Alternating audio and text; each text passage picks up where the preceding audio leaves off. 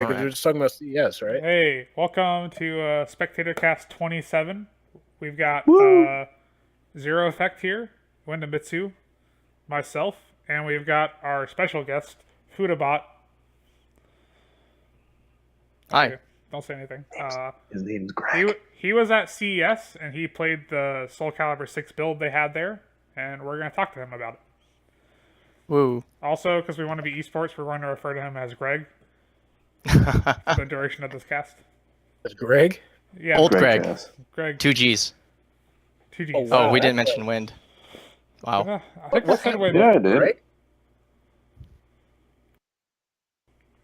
Hello. Anyway. Oh my god. Anyway, I'll link the thread. Not aware of basically what aka Greg or Futabot's been doing right now, but he's been answering a lot of questions from the community on a lot of the mechanics, a lot of the new moves, reversal edge, and other little kind of tweaks and things he was able to play at the CES thing. So hang on, give me a moment. I'll link that here in a second. Actually, where is that? Let me get the link. Oh. It's not an esports name. Yeah, You know what? You fucking deal with it. Yeah, I'm you already go, Futabot. esports. I There you hang go, out with all the Futabot, esports Futabot link. people. All right, but So, I figure we could start What is with CES? CES. oh man, Yeah, Foodabot. What is that? that's the thread Okay. link. No, what's CES? Yeah, that's the third link. So, I mean, we could I just guess start I'll- from basically, yeah, like you can like just start briefing it down from the beginning, if anything. Like almost you can end up just repeating your thread in a way, and it'll just basically like say anything else that you had or not already said. I guess about everything. that's kind of rough because I really wrote everything down. I think I'll just go with what I feel about the game. And yeah, what I like, feel about yeah. this game is it's fucking incredible. I have never played a fighter that is this insanely fun in my life. And it's because it kind of takes it take like in right now we have a lot of fighting games that are not very defensive friendly. Like this game is actually a raw defender's game. You can do all sorts of dumb shit to just get out of stuff, and it's not just the mechanical stuff.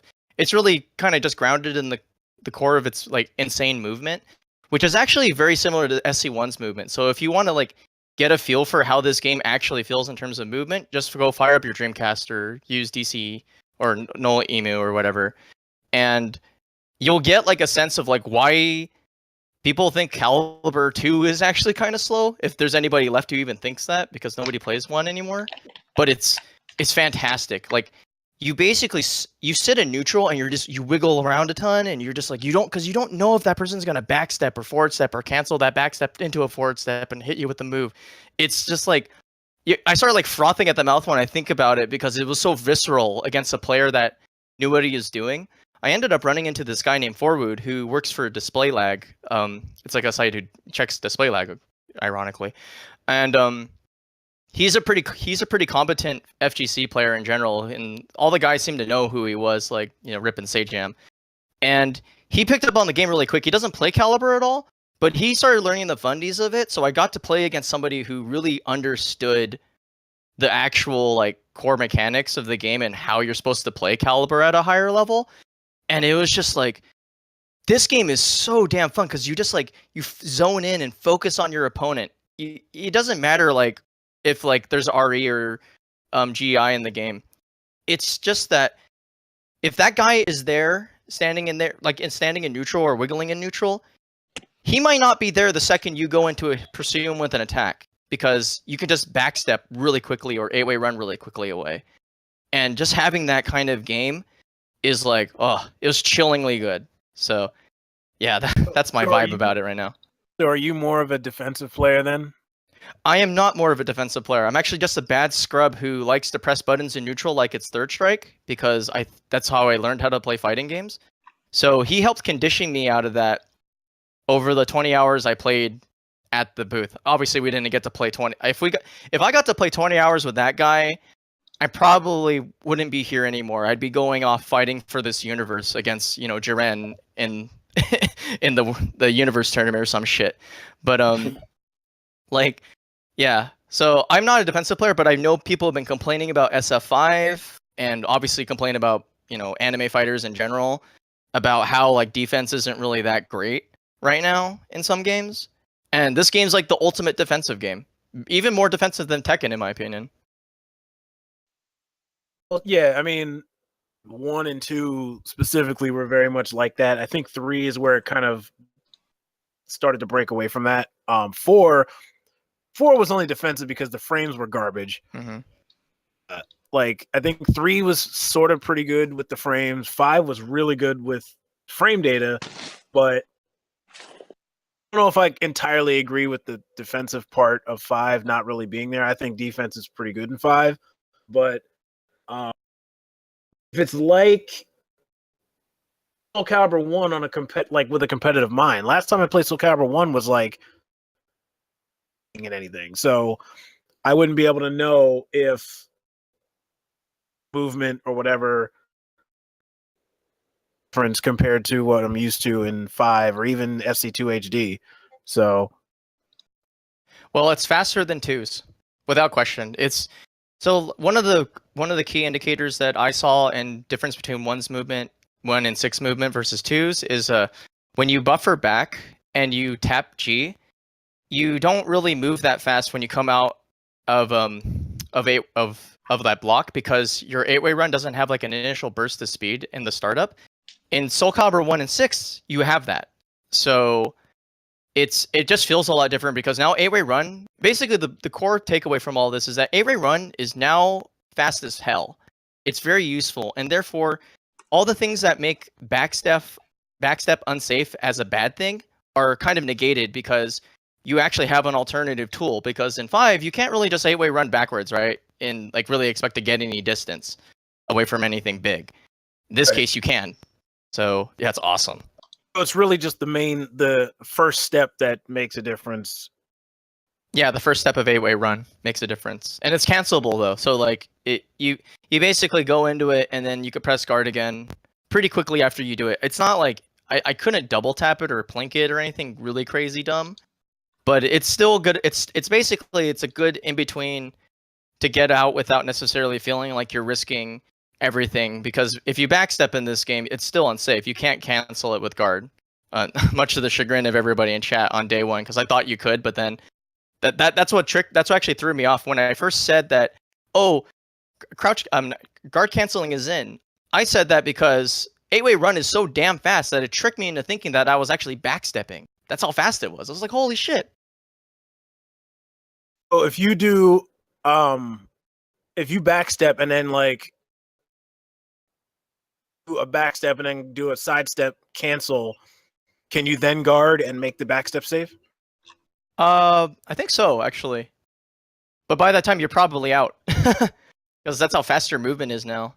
It's the thing is, like, the equation is different because the amount of space that you cover with backstep is really significant.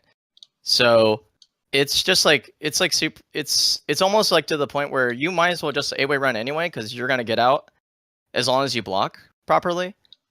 So yeah. The thing in 5, like if you took a step back, then you were at like -20. But if you just walked back, you could block at any time. So Yeah. If the initial step in 6 is as good as just taking a single step in 5, and you can cancel into a block, that's pretty good.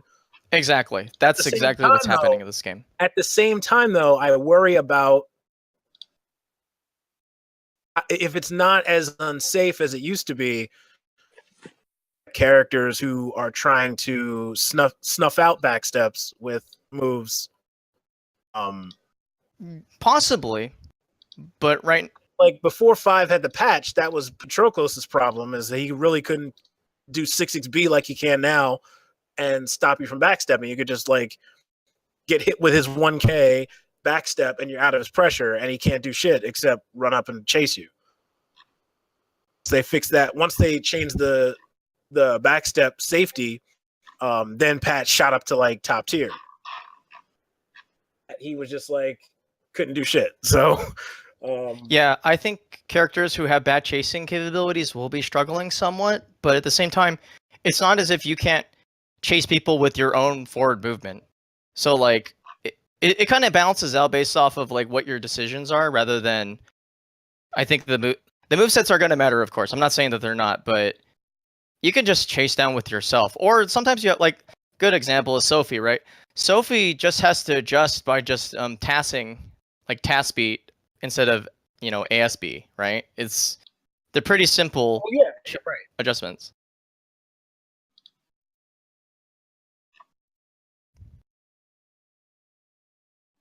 So what did It's you, all kind of designed for that, so that makes sense. The other thing, were But you people ever can able move to forward pretty fast anyway, so find out if you can buffer 8-way run moves without moving? Like if you did like a yes. double tap 2-2B. Yeah, I found that you can. You just can't do it for 2-2 or 8-8. So up, and down, down. But everything else works. I was actually doing a mix. I found out last day because I found out how really good 1-1 AA on Sophie is, because it looks like mid, but it's a low. So I started using that as my mix up between that and like 1 AA, which is stupid because they're both like mega unsafe, but it was working at the time, so I kept doing it. If you did 2-2B, she'd have to sidestep first and then do. You must sidestep. Yes. Okay. What about what if it was a diagonal? Does it change then? If it's No. like 1-1B or If it's a diagonal, it does. You can do it instant. Like basically, the only ones that force you to move before the move comes out are the like ups and downs, basically. wow. Okay, that's kind of strange. It kind of makes sense because I think they're retooling the movesets. This is sorry if I'm interrupting, but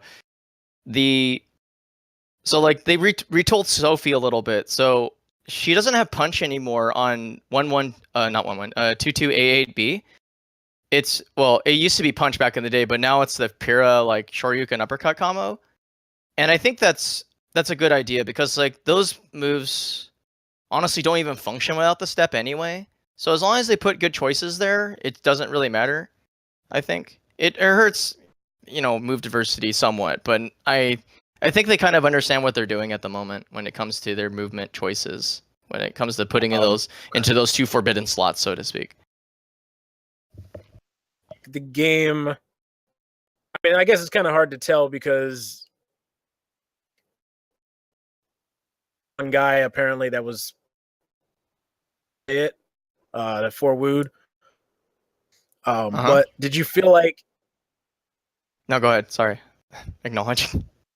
Did you feel like most of the game, most of the matches took place at like neutral distance? Yeah, especially when not initially. When you first start out the game, the person who's like obviously getting in your shit the first is going to like look like he knows what he's doing. It took a little bit. I want to say it took about maybe like 5-10 matches before he figured out that neutral is fucking godlike in this game, and just started playing in neutral and bodying the crap out of me because I would press buttons like an idiot.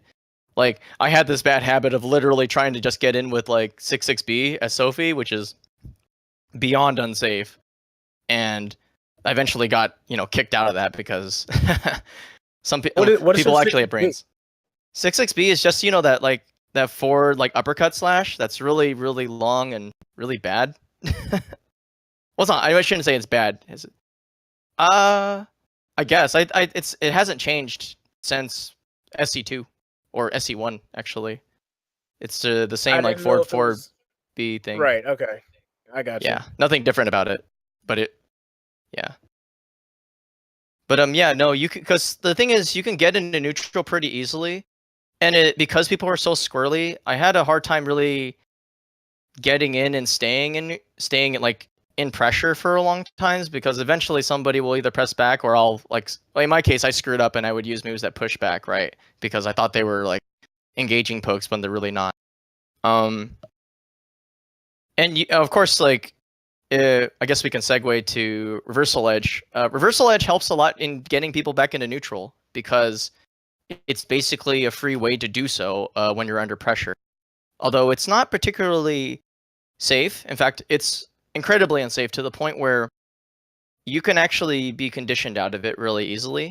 And a good example of this is, I'll talk about like how reversal edge really works. So reversal edge is now the new replacement for BG, which is terrifying. I hate it because there were many times when I wanted to throw somebody and I wouldn't throw them. I do literally the one move that is at its core the exact opposite of throwing, because throwing is about breaking pressure, and reversal edge is pretty much about alleviating pressure while taking a risk at something potentially very unsafe. So in my brain, I was just like, okay, I'm trying to do this thing right, but it's coming out wrong. So I think its button placement especially for veterans is going to be like the absolute worst, and it will take many moons before you like wean yourself off of this BG stuff. So its startup is actually pretty respectable. It's not super fast. You can't just throw it out when you're minus, and you can't throw it out as early as you can GI, because GI apparently has this weird property where you can actually throw it out faster than guard. RE doesn't have that. It basically stops. Hold on. What do you mean? What do you mean GI's can be thrown out faster than guard? I was testing some stuff out, and against so I was blocking 6-6 BB from Mitsu, which is like his running forward and double uppercut attack, and I was trying to punish it, but Forwood found that if he buffered GI really early after the move resolved, or like right when the second slash hits, GI would come out. So subsequently, you couldn't just hold down guard and make it safe for some reason. I don't know if it was an anomaly, because that's really the only move I was really caring about, because it was blowing me up so much. But I guess that's a property. So he was doing 6-6 BB with Mitsu and then throwing out a GI after the move? Yeah. And then everything I tried that came out of Angel Step or TAS would get stuffed. Everything. You mean stuffed? It would get stuffed by GI, because the GI window is like massive right now. I think they're going to change it. You're just saying it was safe then? Yeah, it's safe. Attack him and he was safe, so he GI'd you. Yeah. Well, that's the thing. I don't think it should be that safe. That's what's confusing me about it. At least on block. 1 and 2. That's how those games played. It was like safe a lot of things. Okay. I found it annoying personally, but I guess, I guess if you can like GI in between, or reversal edge in between, or step in between, or something to make it unsafe. Yeah, safe launchers everywhere with that kind of movement is really frustrating. Yeah. I guess on the other hand, it can be fun because you get to do it too. So I don't know. Yeah, it's not like a big problem. It was just an anomaly that I was trying to puzzle around. Realistically, the best punish you're really going to do to that is sidestepping in and blowing it up. So it's not like it's not like some sort of like impossible move. It's just like when it came to like dealing with that move and guarding it and just being like I was just really pissed, because I was like, oh man, this is what Angel Step is for, right? I'm supposed to be able to punish that because I'm, gliding my breasts across the snow like I'm a freaking like luge. But whatever. If you played SOULCALIBUR 3, you cannot punish stab with stab. That's so stupid. Oh, I mean, maybe they changed it in the AE version of SOULCALIBUR 3, but a fact, if I put the game in right now, you cannot punish Sophie Stab with Sophie Stab. That's wild. Things were safe back then, and I think the reason is because they encouraged you to GI. Like, they wanted people to throw stuff out and then try to GI with the illusion that it's always your turn. Yeah. About will he GI or not, as opposed to is this unsafe or not. Yeah. And chaotic, but at the same time, if you do bait the GI, you're going to get a much bigger punish than just punishing whatever the move was. So, and it'll take some getting used to, especially if you're used to playing 4. Like, I came in with 4 competitively, so I'm used to lows being unsafe. I'm used to launchers being unsafe, and trying to go back to where lows were mostly safe and launchers were pretty safe. That's going to be a pretty big adjustment, but that's what happens when you get a new game. You have to make adjustments. So yeah, this isn't like unbeatable by any sense. Anyway, back to reversal edge. So reversal edge is It has an okay startup. You can use it on reaction most of the time. It's pretty much like it works on basically everything, including throws, which really like ruffles my feathers. However, you can't get hit from behind with it. So I think one of the solutions to it is actually going to be like making people whiff it and then walking behind them and hitting them with the biggest punish possible, because it doesn't cover your back, luckily. You can basically hold RE as long as you kind of want, as long as your opponent attacks you with strings that have enough hits in them. But if there's a large enough gap in between them, and the gap seems to be, as far as I could tell, it's probably as big as like the gap between when you do 1KB with Mitsu, which was the old 2KB, I think you could let it fly. So, I think in this case, for characters like Maxi, he might actually have big enough gaps in his moves that you can't just sit there and RE them, because what's going to end up happening is that your timer will run out, and then you'll have to let it fly, and you can be stuffed when you go for the RE attack part. So do you know how many hits the RE absorbs? Infinite. Doesn't matter how many it takes. It just, as long as the number of hits are timed in a way that is consistent. I think the best like in-game test that I saw of how big the gap is that you cannot fully RE Sophie's AAA, which has a pretty long like turnaround swing at the third A. So I don't think Maxi is going to be completely screwed by this change.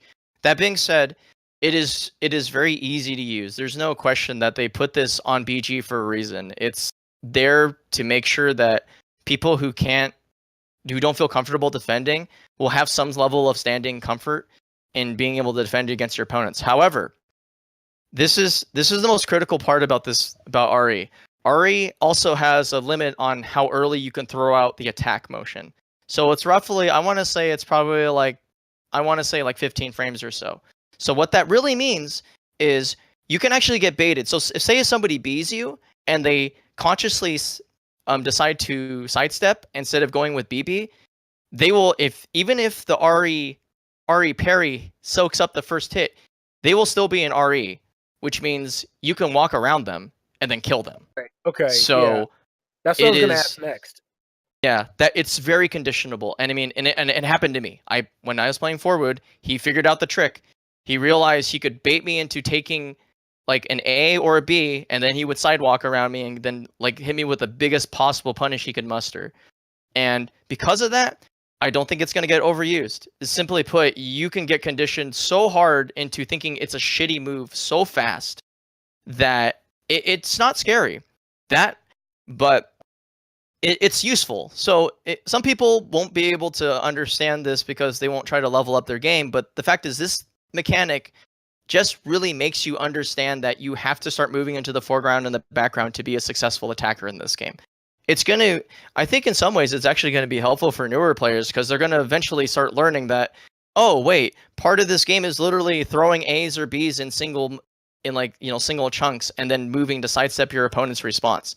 This one has it all packaged into a single move, which makes it great.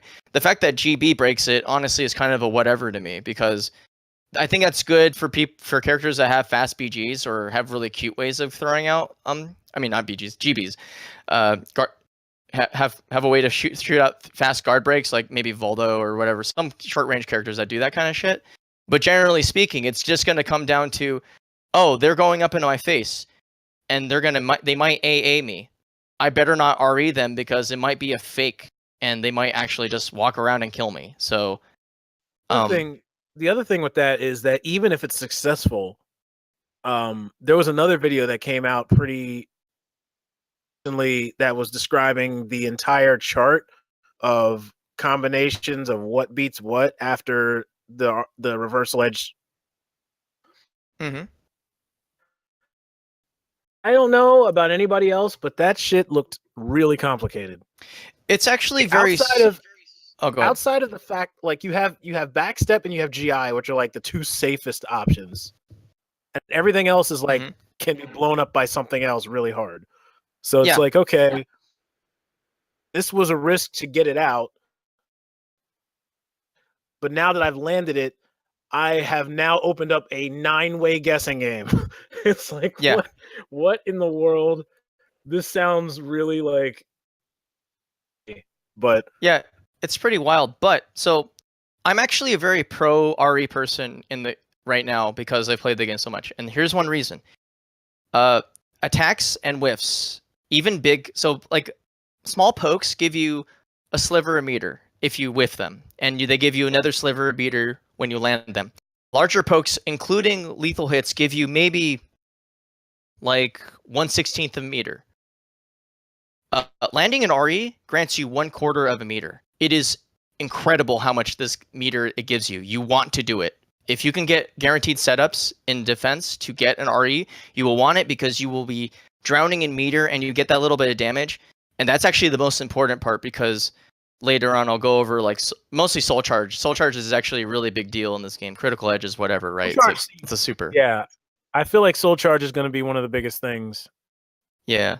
But because of how much meter it gets you and how much meter it potentially nets you, it's really crazy. So a couple things about Hayate's chart. There's a couple things off with it. One, all the movement options do not clash a second time. If you both move, you both get out. You're both done free. It's okay.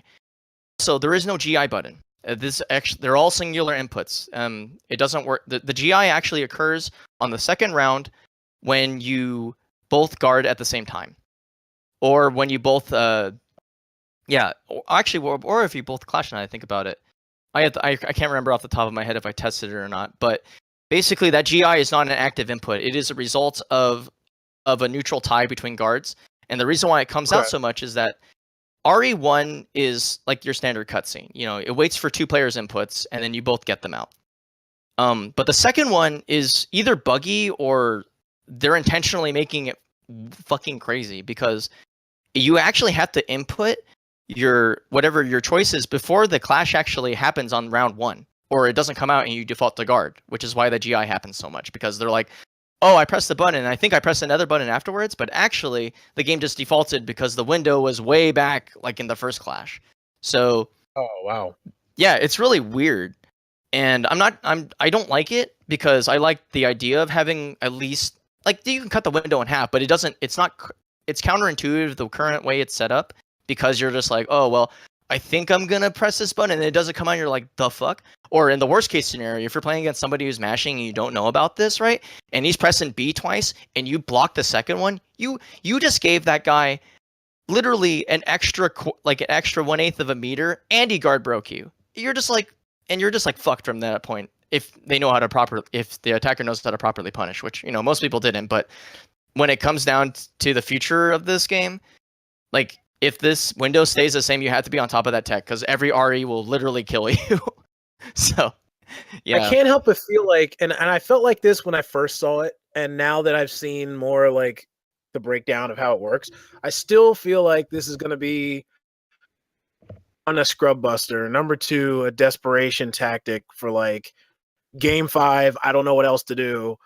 Let me try and get like a move that rings out or get like break into whatever combo you get. Yeah.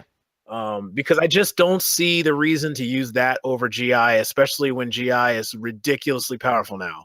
Only reason is for meter. It's the biggest meter generator in the entire game right now, without question. You can almost get a full bar from if you initiate and then you get a B and they block it, and then if you get another B, you will be walking away to the bank with almost a full meter. With one move. By the way, it's bonkers. But of course, those are risks. The thing is, this game is set up around B. B is the big big dick move of the RE clashes because it gives you twice the meter of all the other abilities. So like A and K give you like 1/8 of a meter, and then B gives you 1/4, and then it's also auto clashes on block, which the other moves don't have that property, which is weird because you think, why would I want to guess a second time? It's because you want to fish for more meter. Or in this case, if you're knowledgeable and an asshole like me, you know you're going to get the free next beat because they didn't think that the button input was anywhere near where it actually is. So yeah, there's a strategic reason to use it and to implement it outside of just where it puts you positionally and whatnot. Of course, the mind game starts happening when people realize that B is the most viable option. So they might be thinking, well, I'm going to K it. So then you're like, well, I better A it.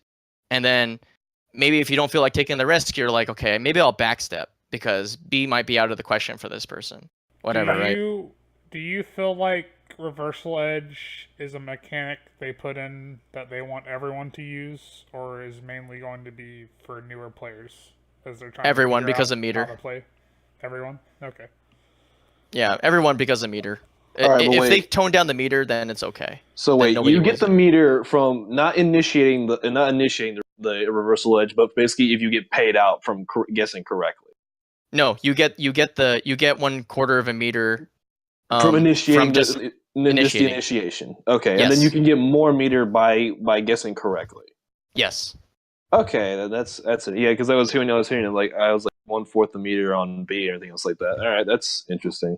Yeah, the gambit is centered around like pretty clearly laid out benefits, even if you don't necessarily get the position you want. So yeah.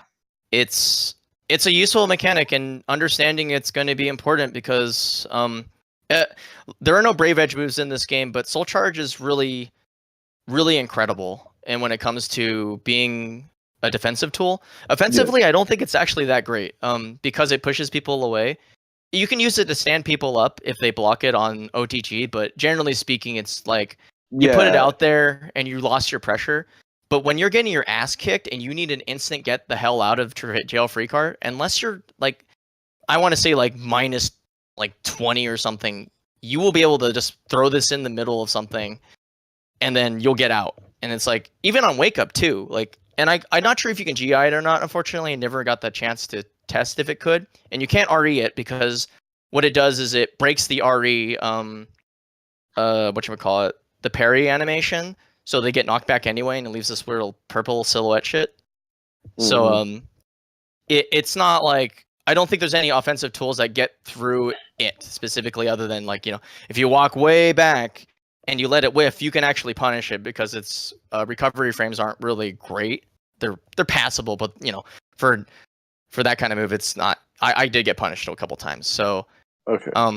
Yeah, it's very, very fast. There's so no let me question. get like a full kind of grasp on this. Basically, is that in terms of defensive use, you think it's basically kind of trash because one, this thing is kind of, you have to be very careful about your placement with it, dude. Basically, one, it's horrible on block, it's horrible on well, you know what I mean on that, but like horrible recovery frames.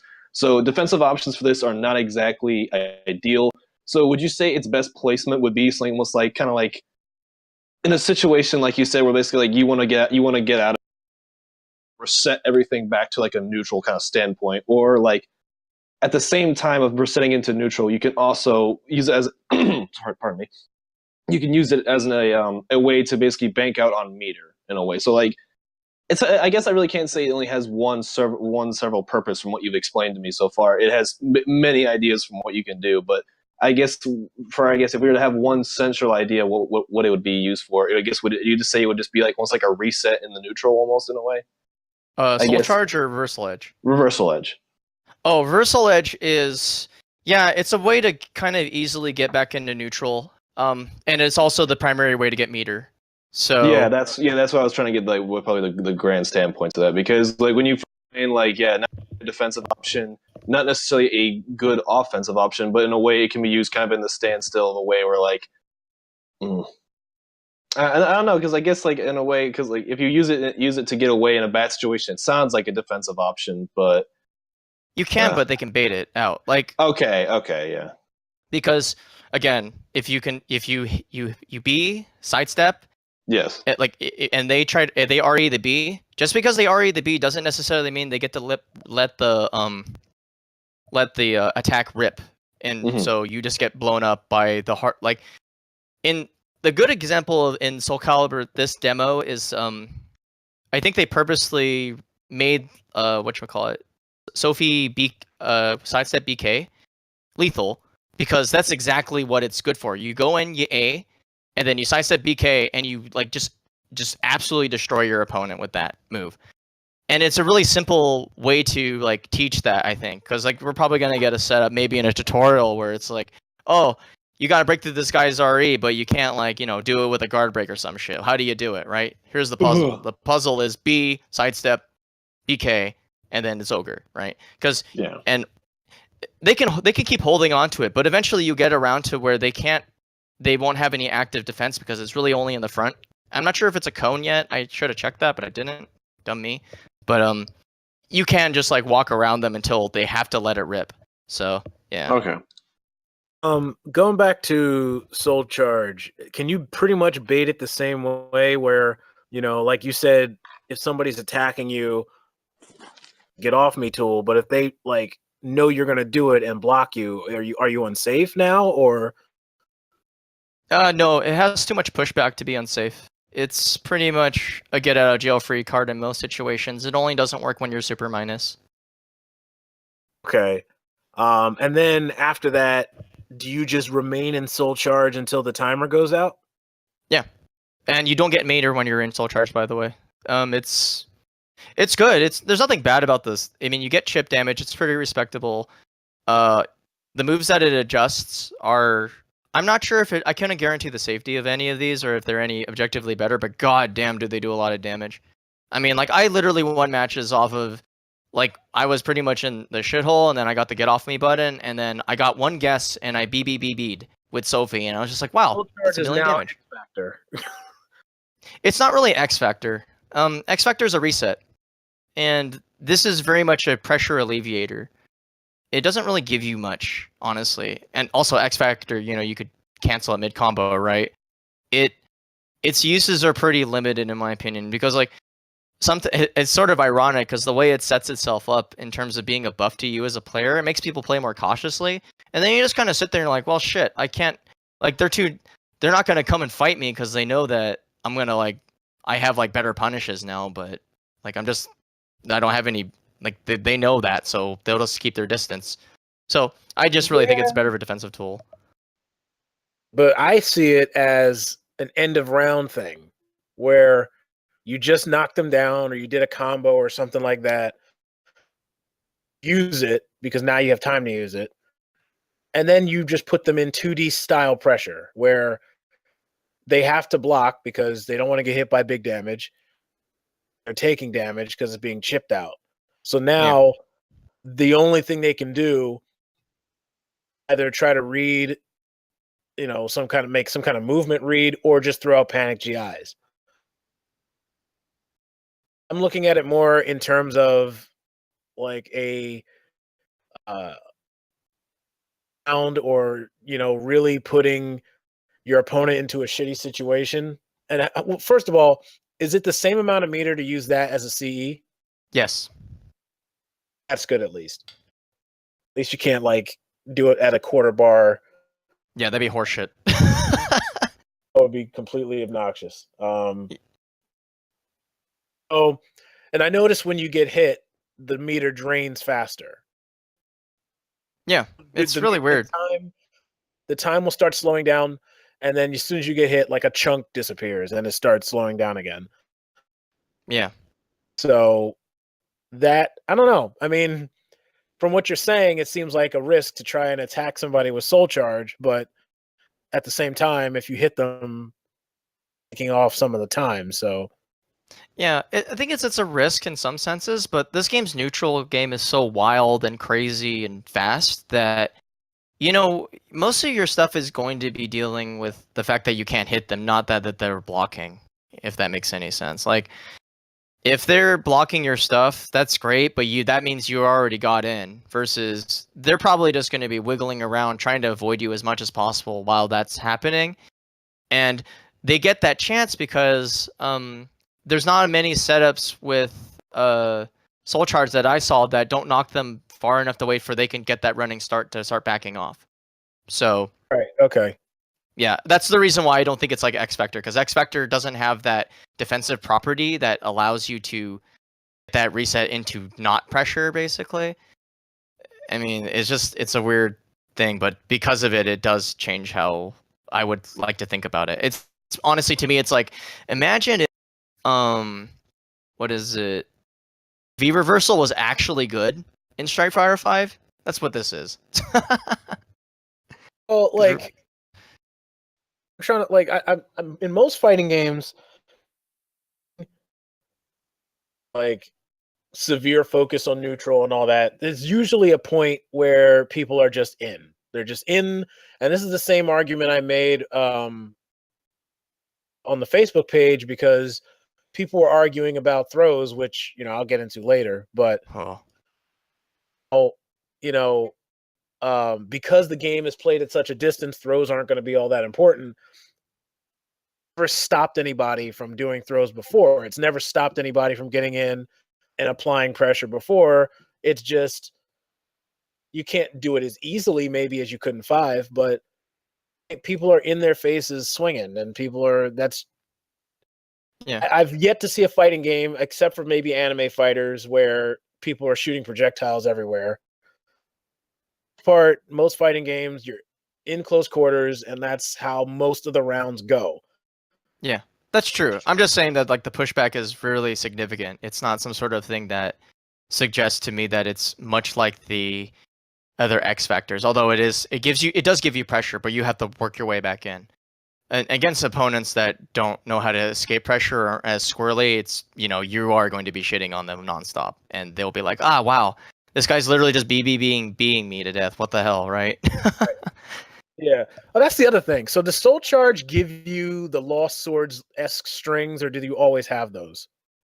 I'm not sure what those are actually. I never played Lost Swords. You know how like swords at all? No, I haven't played Like that. a trailer or anything? All I know is that a lot of moves that, especially, well, for Mitsu specifically, all the moves that used to be Brave Edges are now baked into Soul Charge. So, like, his 3BB is now in that. You can't normally 3BB without it. Same thing goes for 2288BB. And, yeah. So what I was saying about the Lost Swords is that like in Lost Swords, the strings in that game were pretty much similar to like a beat 'em up. So would have AAAA, which would be her standard AA, and then the last 2 hits were like the low into the mid that she gets from her 1-1 AA. That would be all one string.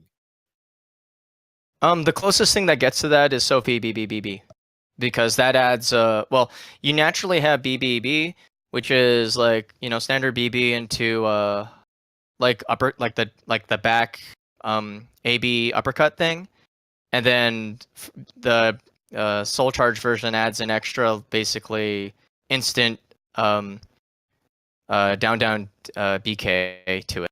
So it's good.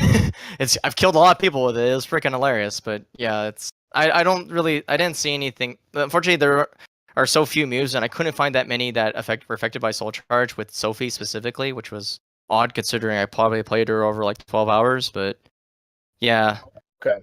So we'll see when the game comes out, kind of thing. Like, okay, I thought that Soul Charge was the only way you could do stuff like BBBB or AAAA. I thought that if you didn't have Soul Charge, it would be like a standard AA, BB, K, whatever. Oh, yeah. It's just that in this case, Sophie now has has AA, A, and BBB for whatever reason. They're not really great options. Sorry. It's probably going to be the standard across the cast then. Yeah. No, because it makes sense. Sorry.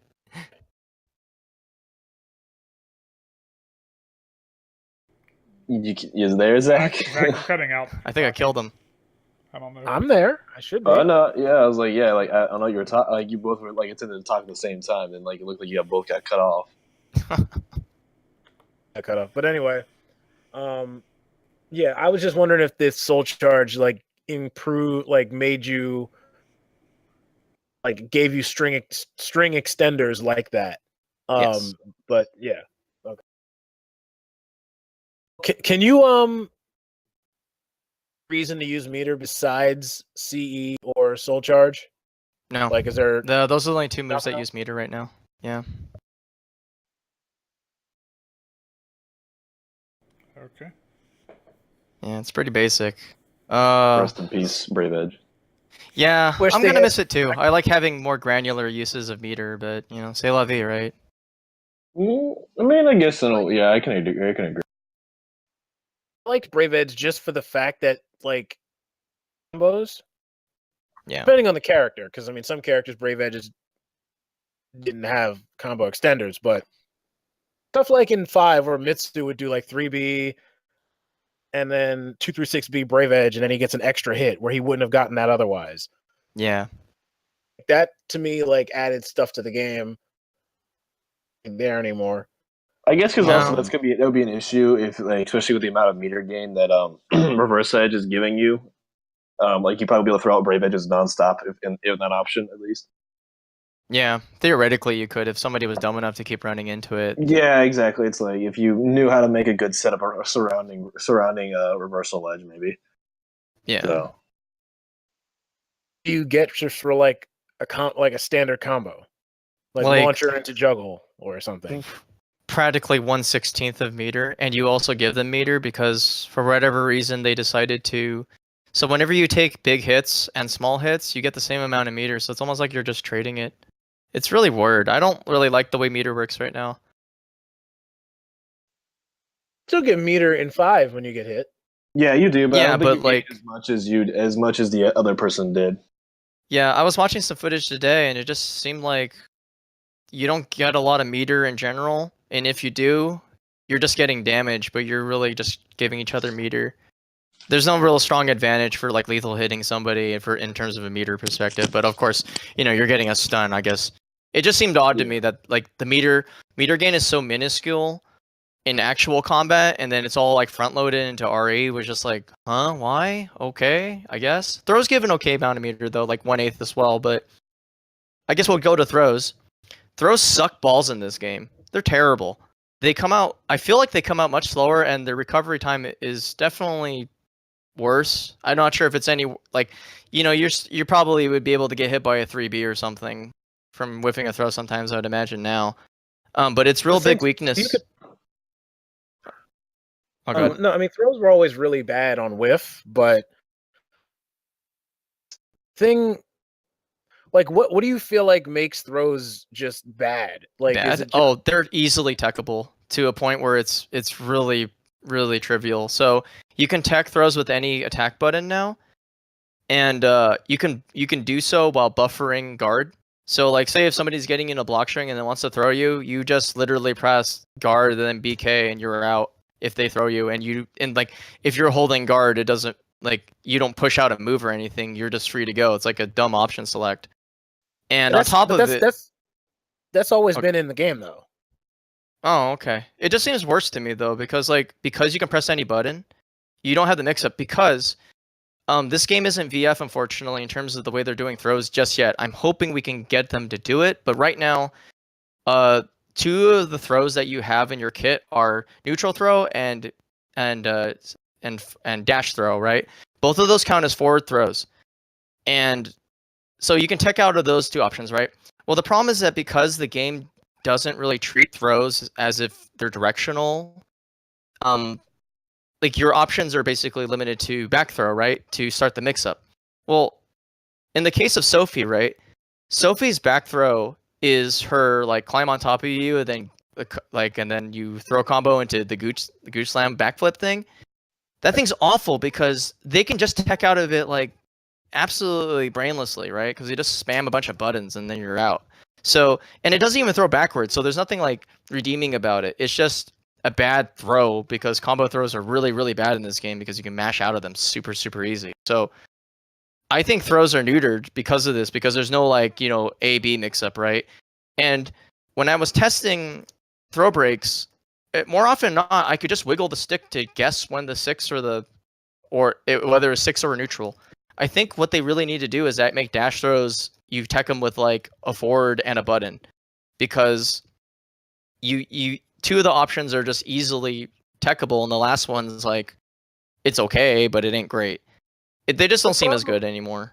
Given that, oh god, just seems to be the fact that you can tech with any button. Like, why not, instead of, even if you keep the throws exactly the same, A, B, I mean, break one direction with A and one direction with B. Like, why do you have to break them both with the same button?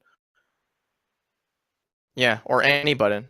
Because like that's the thing. I guess the thing is the relative position of your fingers doesn't matter anymore for throw breaking, especially like on pad. So you just and the thing is it doesn't punish you for doing it early, right? So if you think about it, you can have basically 3 frames if you piano your hand to break a throw, like on reaction. It just seems kind of dumb. And you could do this while guarding. It's like, oh, what? And on top of it, I wish you could throw people out of RE. I think that's the one thing that missed me most about it. It's just like, come on, let me throw this guy. You can't even throw people out of GIs. That's fine. That's been in the game before. I can take that, but RE just seems like something that should be terrible. I think that's awful. Yeah, especially now that GI hits everything. Ugh, yeah, it's dumb. Mega dumb. I didn't when Soul Calibur 2 HD came out and I finally got to play it again and I saw that you could GI throws, I was like, this is awful. This is the worst. GI as a concept, risk reward heavy, guaranteed is a throw attempt. And now I don't even get that. So it's like, to me, that's like, okay, I have to guess now. Like you have no like soft read. I mean, you could still break the throw, so it wasn't broken or anything.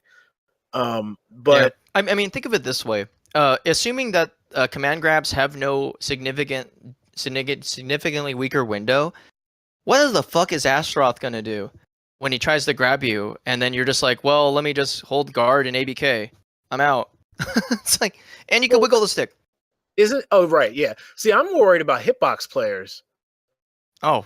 Yeah, I'm worried about that too. I wonder well, we obviously I couldn't test that. I tried to do it with pad, but I didn't have the dexterity. But I can imagine it being a problem.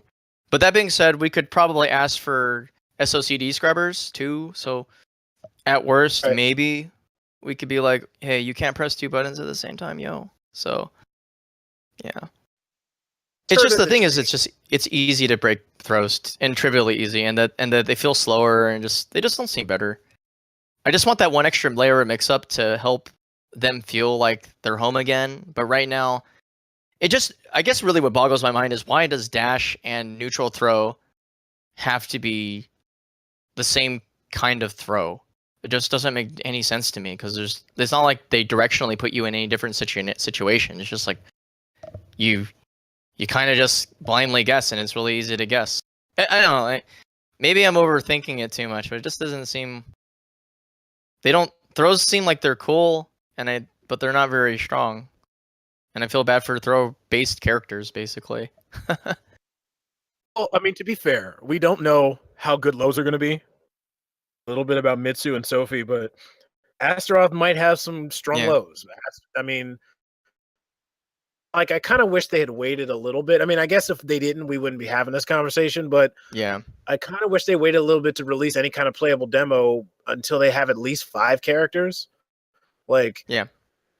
I mean, we saw pretty much what Mitsu and Sophie do, but it's going to affect the cast or the overall meta of the game because those 2 characters might just have all the tools, and another character might come along that doesn't have a good low and needs to grab and can't because I know that yet. That's the way I see it. I just I understand that in theory it's not that problematic, but the reality is that characters that will need throws will probably not be enjoying throwing people because anybody because like the number of times somebody is mashed out of a throw on me and they're not good is incredible. I think the window is like insanely wide. So like, and it's always been kind of whitish, but it just seemed like to me it was the window was open and the door was open and there was an entire wall missing from the house. Like it just was crazy.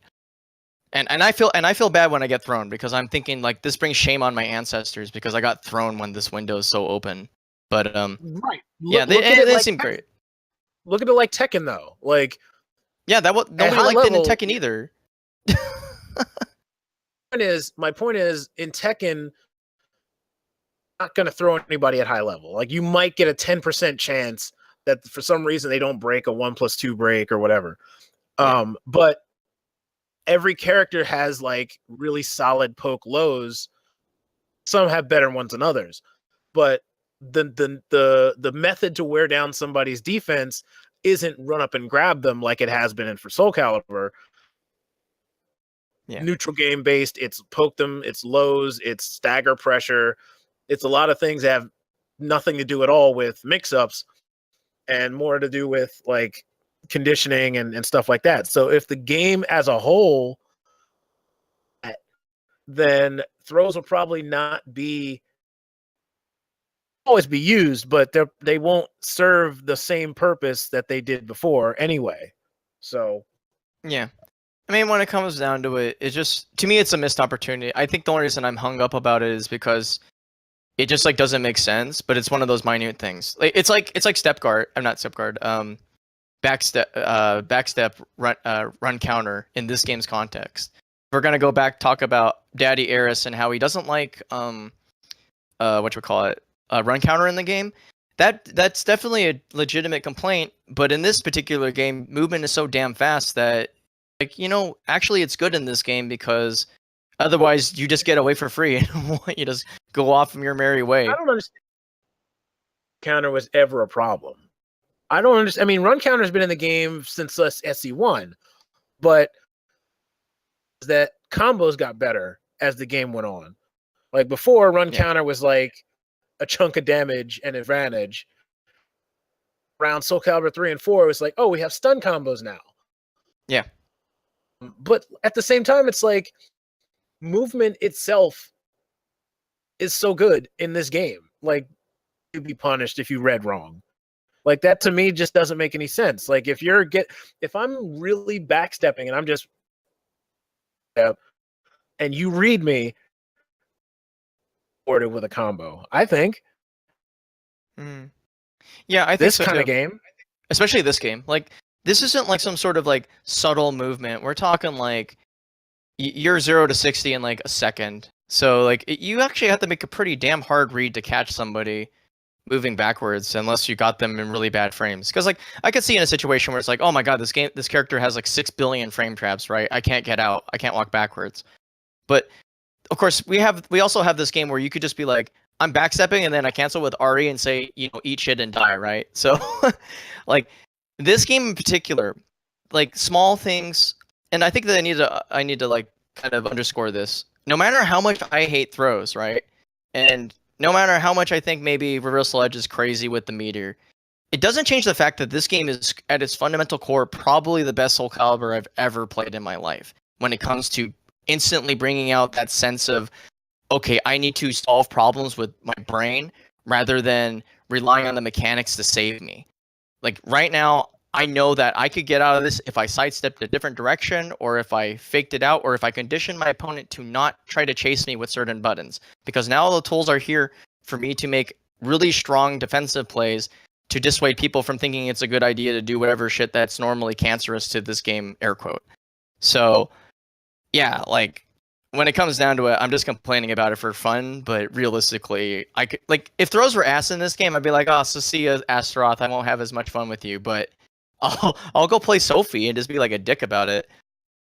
And just be like, I don't want anybody to get the wrong idea. It's not like, I mean, I can't speak for Wind or McGee, but like whatever the game is when it comes out, I'm still going to play it. I'm still going to try and figure out how to do what the game wants me to do.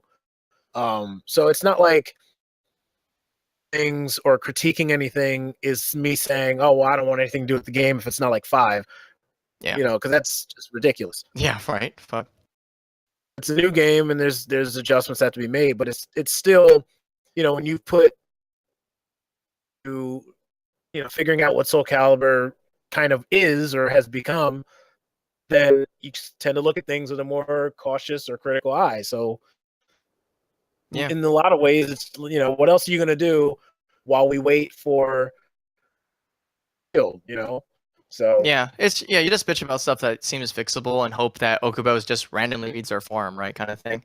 That's the way I see how it works when it comes to complaining about this game. Anyway, to the game itself. So let me think. What else is interesting? Oh wait, lethal hits. Lethal hits are fucking great. So lethal hits are not random. There is nothing in common with them with lethal hit at all. I mean, not lethal hit, clean hit.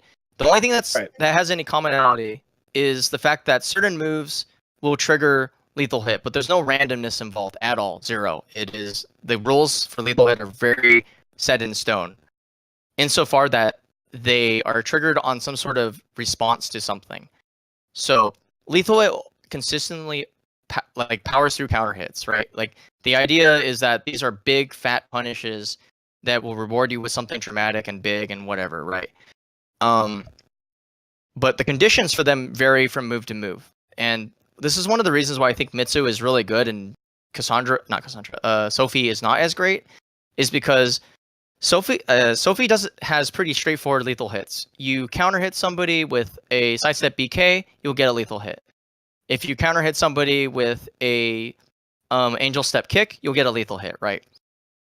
Mitsu is crazy. His you will get a lethal hit on run counter with Mitsu 1A. You will get a lethal hit on crouch or tech crouch on 3B. And because those conditions are there and they're consistent to those specific moves, because like if you somehow tech crouched a lethal hit like 1A, that would be fucking dumb. Like you'd just be like, why did I get lethal for this? But yeah, so like each move has a very specific condition if they choose to put it in. I don't know why they have this kind of a la carte system, but I'm just gonna hope to God that there's a reason behind it, because I would be pretty miffed if like I got chased down with an angel step K, and then immediately ate a boot to the face from Sophie, and then next thing you know I'm in like literal, like I get launched and then I get back AB'd for like a good quarter of my health for no reason. But at the same time, there can be, I would imagine there's going to be at least one lethal hit. It's going to be like, why does this work on like 8-way run or run counter when it's like tracking or some shit like that, right? So, but yeah, the conditions are simple. It's just really counter hit. Does what it starts a combo? Yeah, they're all like stuns or launchers. It depends on the move. So, like ones that seem like standard launchers will probably launch, and then ones that are more like stuns are just going to have longer elongated stuns, because even a normal hit, Angel Step K does stun, but the stun is recoverable fast enough so that you can't really get a strong follow-up, versus when you lethal hit with it, they're going to stay crumple for a much longer time. Also, restunning is in this game, so everybody who loves combos from 5, you're probably going to get them back. Because I confirmed this when I got asked about B6, which lethals, and you can actually you can step forward, follow up with 3A, and they will still be stunned. That being said, stun has diminishing returns even on lethal, so you know obviously you can't just chain stuns forever. So yeah. But yeah. What about? But we when we were talking about GI, I forgot to mention this. So since Just Guard is not in the game, is there any way to prevent GI-CE? Or is that just guaranteed now? No, you can GI-Cs. What? You can just raw GI a CE? I'm not sure. Oh, okay. Well, more I think about it, I never really figured that out for sure, because most of the time that I experienced it was when I decided to try to whiff punish a GI, and then found that the window was still open, and then ate shit, which was awful. But yeah, did anyone try, like, did anyone GI you and then do a CE as the punish? Oh, no, I don't think so. Although it probably could be done. It's pretty sure. I'm sure it can be done. I just didn't know if there was a way to stop it. Like in 5, you could try and Just Guard. You can definitely GI it. I'm pretty sure you can GI on a reaction though, because you can GI one. Period. Air quote. There's no ambivalence about it. Doing CE after a GI is pretty much improper, probably in this situation. Yeah, don't do it. Not now. Maybe later builds will fix this, but the GI window. I mean, Mage has mentioned this. The GI window is really big. It's monster. This game. It's so long. I think so. There's a weird property with GI at the moment, and I'm not sure if it's because the game has a lot of input delay. Because I think this build is on old Unreal, so it's like got Tekken lag, right? And it just feels like you have to input GIs pretty damn early on everything. So you might not be able to do it on reaction right now, but we'll see if the game gets fixed. But right now, yeah, it's almost as if like the window is wide because they're trying to compensate for some inherent lag. Because it just does, to me, it doesn't make sense why it's so big. I've literally watched it whiff, and I'm like, yeah, I'm good to go, right? Because I'm not like the fastest reactor. I'm not some sort of like god at Tekken that sees in frames. I look in bunches of 10 frames, right, at best. And when I saw it come out, I went, okay, let me press forward ABK. And then I was like, oh, he GI'd it. Fuck me. And this was like not on a reaction either. It was just straight up it was, well, the person who was doing it wasn't doing it on reaction. He was usually doing it after strings that he kind of knew that I was going to be pressing a button afterwards, and then it worked. So yeah, I'm pretty sure you can GI in reaction though. I just wouldn't be surprised because GI just seems really good this game. Well, so like for example, and I throw out a random CE, can GI that? What did you say before that? You cut out just a little bit. Playing against you, raw CE. Can you GI my CE? Probably. I'm gonna kind of go with maybe at this point. I just know it's GIable, but I'm pretty sure you could. Oh, okay. Yeah, like if I had a feeling that you were gonna do it, I could probably just GI it. Cause like it's not like the delay on throwing out GI is that wide.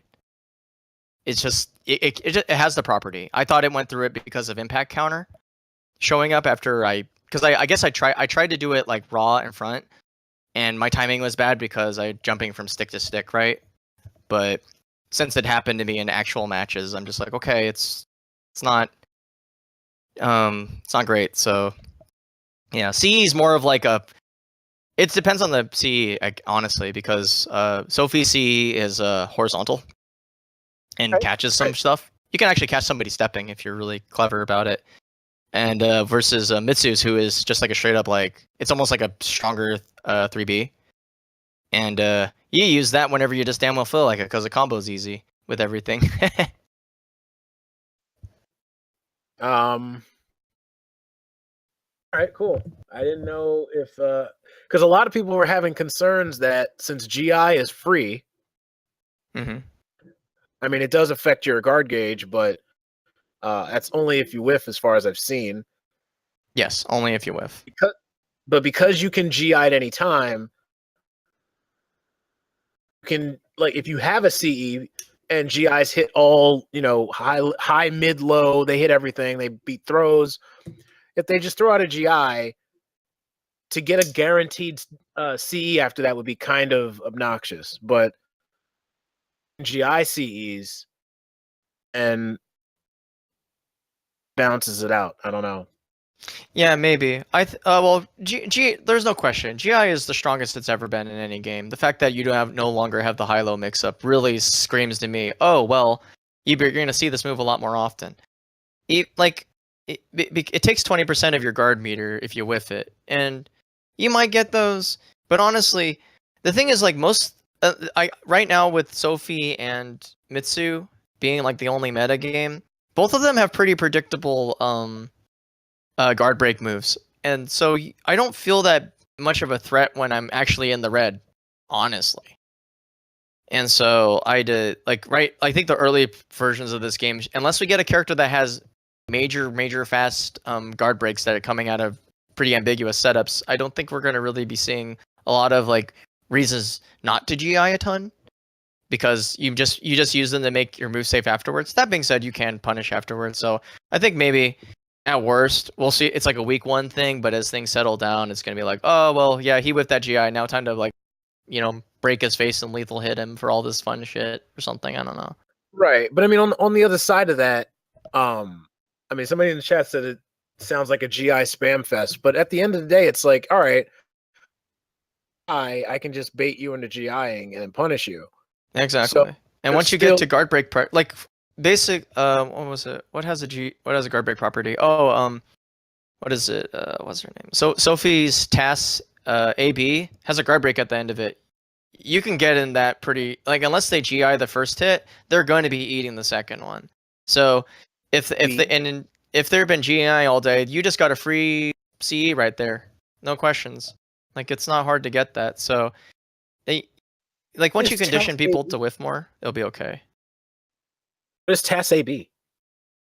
TAS AB is double quarter circle forward, and then you have I think it's a low. Yeah, it starts out. No, it's a mid. Then it goes into a it's a mid that goes into a like high / mid that has a guard break property. And normally, like TAS AA is kind of for traditional. I think it came in 3 or 4 or something. It's not in like SC1 or SC2, but it's like a dash into 2 like low sweeps, and they both stun. It's a freaking awesome ass move.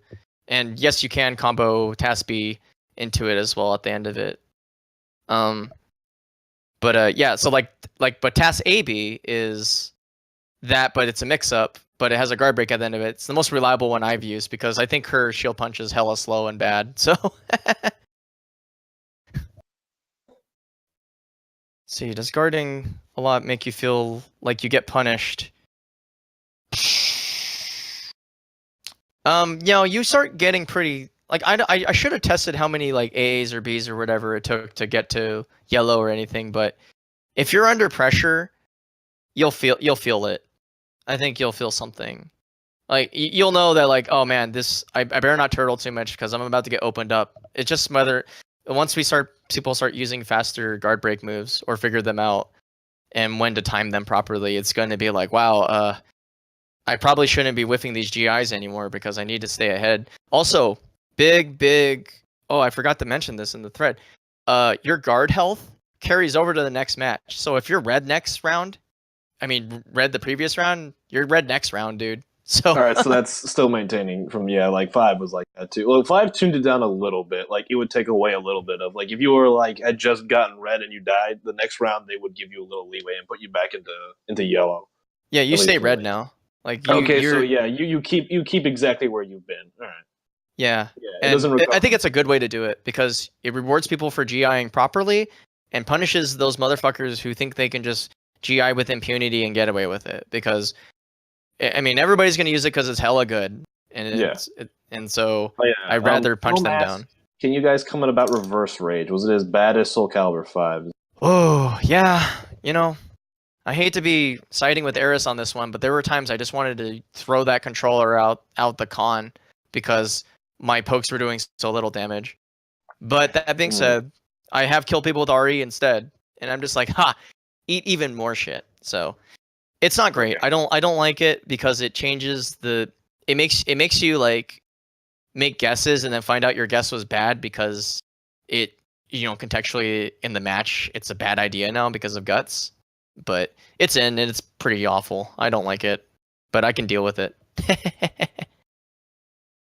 Also, do you feel like it was a good idea to make it so you can't kill your opponents through chip damage from Soul Charge? Yeah, absolutely. You shouldn't be able to do it. It'd be dumb as dirt. Yeah, chip damage. Was chip damage ever in any previous installments of Caliber?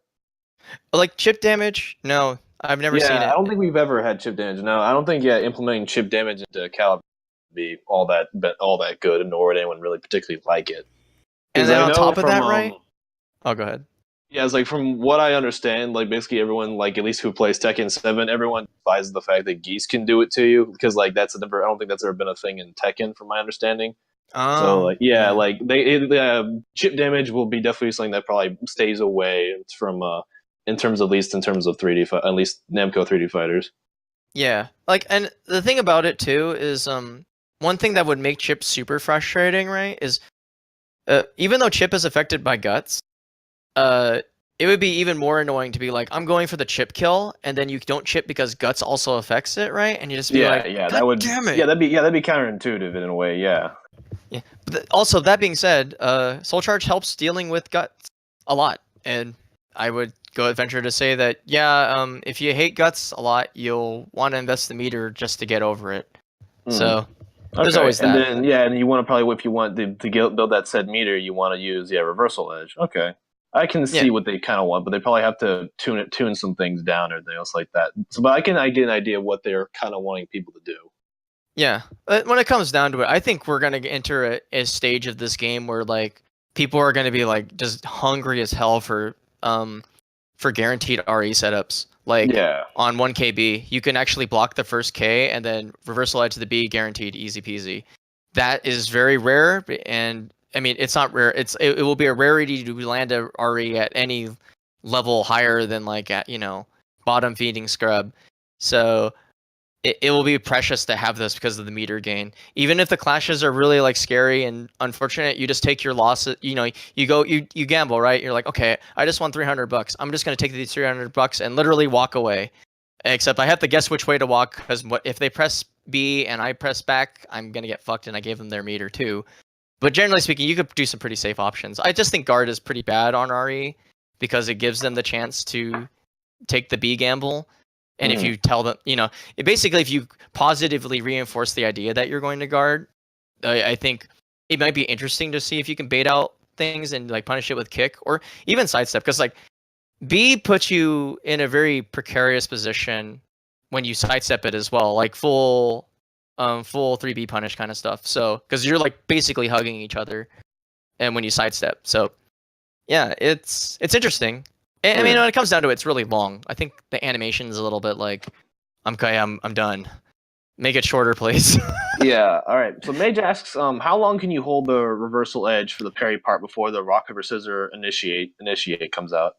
I want to say like half a second, maybe 3/4 of a second. But it refreshes every time you get hit, whenever you parry something. So say like if we theoretically get Taki again, right, and she just or Talon and they just constantly AA, BB, whatever you forever, right? You'll probably be able to block that for 6 years. But things with gaps in them will force you to let it rip, so to speak.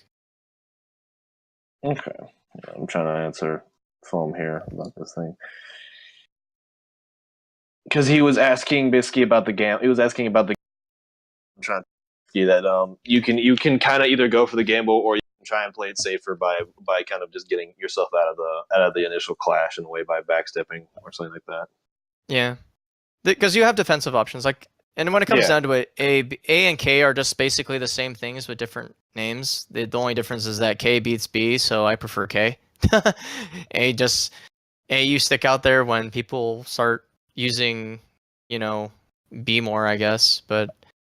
Like the thing is, the value from B is significantly higher than all the other buttons in every situation when it comes to getting a successful clash. So B is kind of the central place where the meta starts, and then you start doing mind games from there. Yeah. Is there just impact? Is what VDC asked. No, I didn't see it. I tried it. I couldn't get it to work. It might be there, but I wasn't good enough to make it work, so I don't think it's in. I think most of the mechanics from 5 and 4 are gonzo. Okay. What else is there? Question about reversal edge then. Mm-hmm.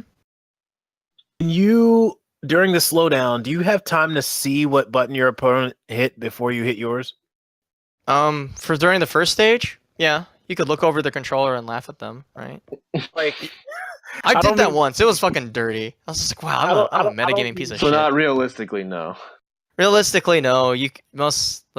The thing is, you can kind of blanket it in buttons too, right? I do listen. I actually do try to listen for stick movement though, because stick movement tells me, okay, press A. Go buy that silent stick from a song. Yeah, I know. Get that silent stick, boys. Get some of that tech. Play pad. Don't play pad. Pad is technically better. But so Mage asked if there's like some follow-ups. Yeah, actually. Oh fuck! I should have put this in the thread. So there are actually interesting follow-ups to almost every single reversal edge win when it comes to ABK. They actually are. Some of them are actually their own independent combos as well. For example, probably the big super stinker of all this is actually Mitsu. If he wins A clash, he actually gets AAA. Well, his last A in that is so friggin' late that you can actually like block the AA inside of the inside of the RE, and then the last A comes out, and if you're not holding block, you actually get hit by it. It's the funniest thing I've ever seen. Like, I'm not sure if that was intended or not, but it's a weird like anomaly in terms of like the choices. And then what Mitsu has like KK and BBB, I forgot, but Yeah, they're actually combos that are initiated by that, so you can actually have some interesting follow-ups or create your own because they do create stun. So like really the best, I would say like the most straightforward one is B. B is pretty much typically a straight up launcher, so whatever you get up after that is probably like something you would do in a normal combo. But yeah, AA and KK, particularly with Mitsu, definitely his AAA is just like, it's there to be extra tricky on top of everything if you feel like it. And god dang, does that move hit you far back. Like you will be at like the center of the stage inside of the Eurydice shrine, and if you get hit by that last A with Mitsu RE, he's literally gonna send you to the edge. He won't ring you out, but you're gonna be like, damn, I'm like way over here now. What happened? But yeah. So when I said, "Can you see the buttons?" I didn't mean the actual pad. I meant and the input. No, 0. Can't see it. It's all guess. No, you like if you start the clash and you know what the B animation looks like. Start up and go, okay, they did B, so I'm gonna do this. No. Neither move comes out until the game either decides the move is gonna come out or they both have entered their inputs together. So you don't. There's no tells. Okay. Like it's straight up like the purest rock paper scissors you're gonna get. Oh, the final A is definitely unsafe on block. I mean, if it wasn't, I'd be really pissed. But no, I'm pretty sure it is. I'm pretty sure I punished it before. But not very many people knew about the rest of the RE enders. Also, Sejam mentioned that there's throws in RE. That's not true. That'd be kind of weird, right? How would you get a throw? A throw in RE? Would his arms like this extend like Piccolo to try and get the opponent? Legit talk, I would love it. It'd be fun. That's actually a good point though. If you sidestep somebody, in RE, you can't throw them. They're that close. So there might be some application for like dirty. Well, because I'm assuming like if your opponent doesn't move, he'll forward. So yeah. But like whenever you beat like a B with like a sidestep or something, yeah, you can probably get a throw off of that. So that's nice. Now, if throws are too easily techable, it's a worthless pile of shit. But you know, we'll take that. We'll cross that bridge when we get there, right? Tough. That's why this is kind of tough to discuss at this point because yeah, Sue and Sophie are the game pretty much. Yeah, they're the Ryu and Ken. Like yeah. They're gonna have all the tools that you need to showcase what you need to showcase, and I'm just trying to think like, gonna be the same? Probably not. Like the enders and whatnot. Ward's going to be the same all the time. Probably not. Some might push back farther. Some might launch. Some might stun. Whatever. So it's kind of like you don't really know like how powerful or how weak a mechanic is until you see it across more than just the two characters that were designed for it. Oh, for RE, yeah. Well, RE for anything. Maybe. I think like the game gives a pretty good picture of certain stuff because I think like Mitsu is like a monster in this game compared to Sophie, simply because as good as Sophie is, she doesn't have lows as crazy as his. His lows, he's got 1 KB, he's got 1 BB, and those two pokes are just monstrously good. Like the difference between like the sense of pressure that you feel from both characters is pretty substantial. And I tried to find a good Sophie. Unfortunately, I couldn't find one. But like I tried to pressure as hard as I could, but I just felt like I couldn't do it without having a really great low like Mitsu did. Because like you just block or RE in this case. But we can't get a full picture. But I mean, when it comes to specifically with RE, I think we can like because the game the sort of rock paper scissors game is pretty. I don't know, ambiguous when it comes to like, because you can't read anything beforehand. You have to go off of just like raw information and super cool guesswork, which is fun in and of itself. But I can see people not liking it just because it does deal. There's certain aspects where it's like you feel like you lost a round, and some people don't like that part of the games, right? Whereas this, I mean, it's going to be hard to get RE, and I think that's the one thing I want to get across to the community for sure is that RE is going to become the dodo of Soul Calibur at some point. Soul Calibur 6 will not stand for having this cutscene shit happening all the time. You'll just get tired of it, and you will motivate yourself to get better, and you will find ways to beat it because it's very beatable. I think most of us kind of assume that Reversal Edge would be not a core mechanic for the meta, but I mean, obviously nobody knows for sure, but just based on what we know about it, it didn't seem like something where it's like everybody's going to be doing this and this is going to be key to your characters. I don't think anyone really thought that. But good point. But then again, for meter are a lot more limited than in 5. So yeah. No, the meter thing makes it problematic in my opinion because the game is kind of forcing you to use RE because if you want that meter and you do want that meter, you're gonna have to start gambling for it, and then therein lies the rub where it's like, well, here comes the guy who sits there with RE all day. It's like, god damn it, I gotta keep playing this 50-50 game with him. But it's fun. I guess my point is, like, depending on the character's CEs, like I feel like much going to work the same for everybody. It's just, I mean, which moves it enhances might be different, but the idea of it's the same. Down to who has the best CEs when we're talking about like how important meter gain is, because it's not like in 5 where you use meter for offense, meter for defense, things that you could use meter for. Where in this game it's just you're either doing soul charge or you're doing a big CE combo ender or whatever. That's true. It doesn't establish that sense of like, oh, I have to respect this person because he has meter thing as much, especially since the usage of it isn't as granular. Because getting a full bar does take basically 2 CEs realistically, or not CEs, 2 REs.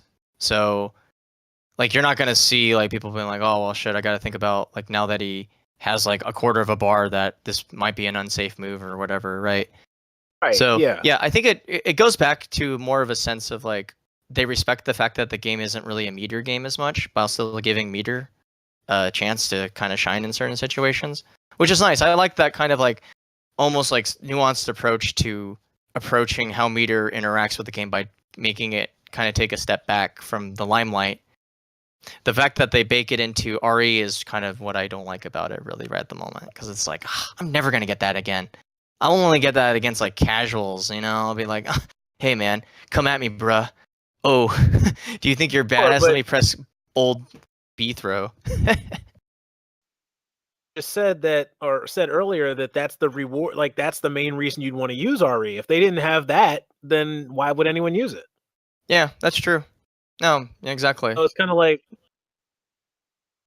and I get it. Like, I understand why that would be a concern, but at the same time, it's like, well, if I'm not going to get any reward for initiating an RE and it's just a straight up dice roll, then why risk it? Yeah. Well, the thing is, you want to risk the initial RE, but I think because like you can, I feel like it's kind of easy to guess right, surprisingly, especially if they're moving around a lot. Sometimes you get the input a little bit too early and it just takes it and runs away with it.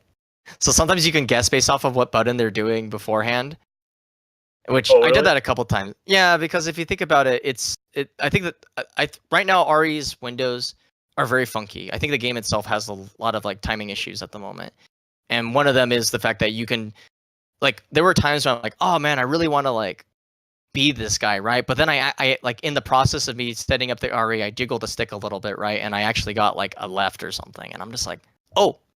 So I started applying that in terms of gameplay, and it was kind of interesting how it worked out because I was able to guess a couple times right, especially if they were doing a specific string and they were mashing. Yeah, you could do that. Of course, people are going to be more clean with their inputs, but that is something to consider in terms of making the guessing game less random, so to speak. So, yeah, there's some interesting depth in this system that is probably not intended, but it's there.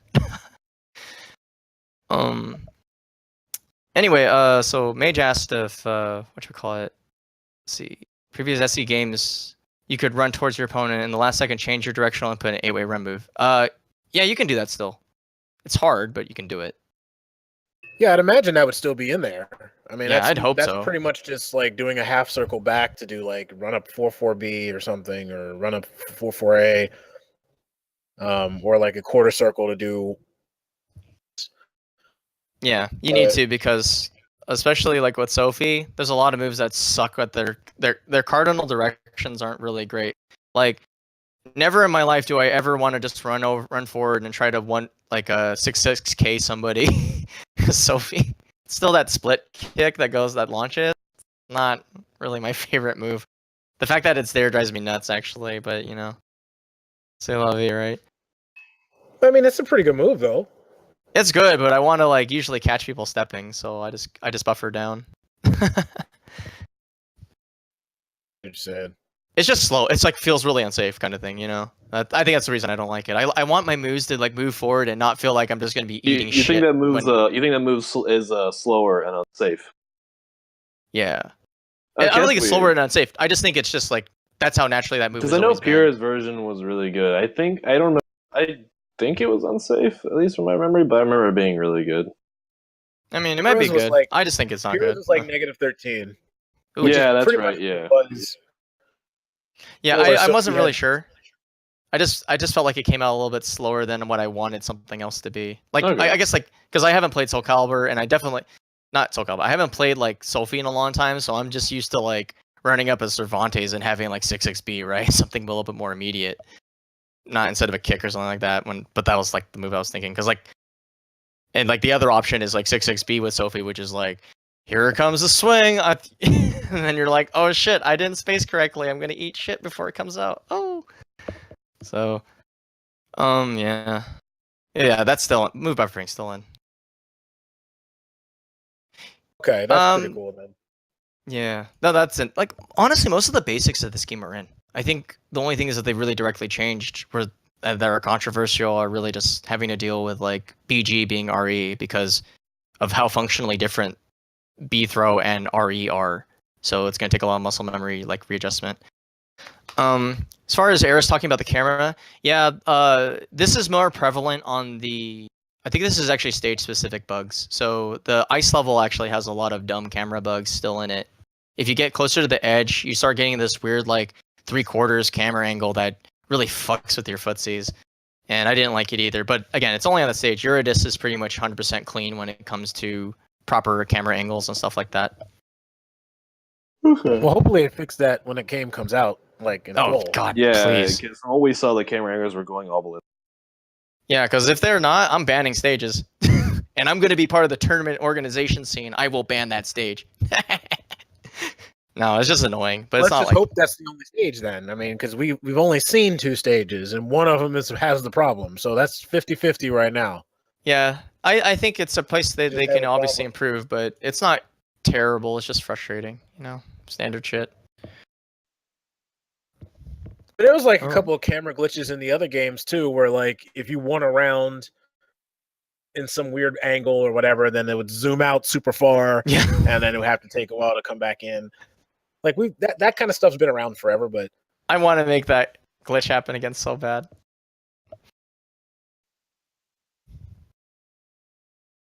Okay.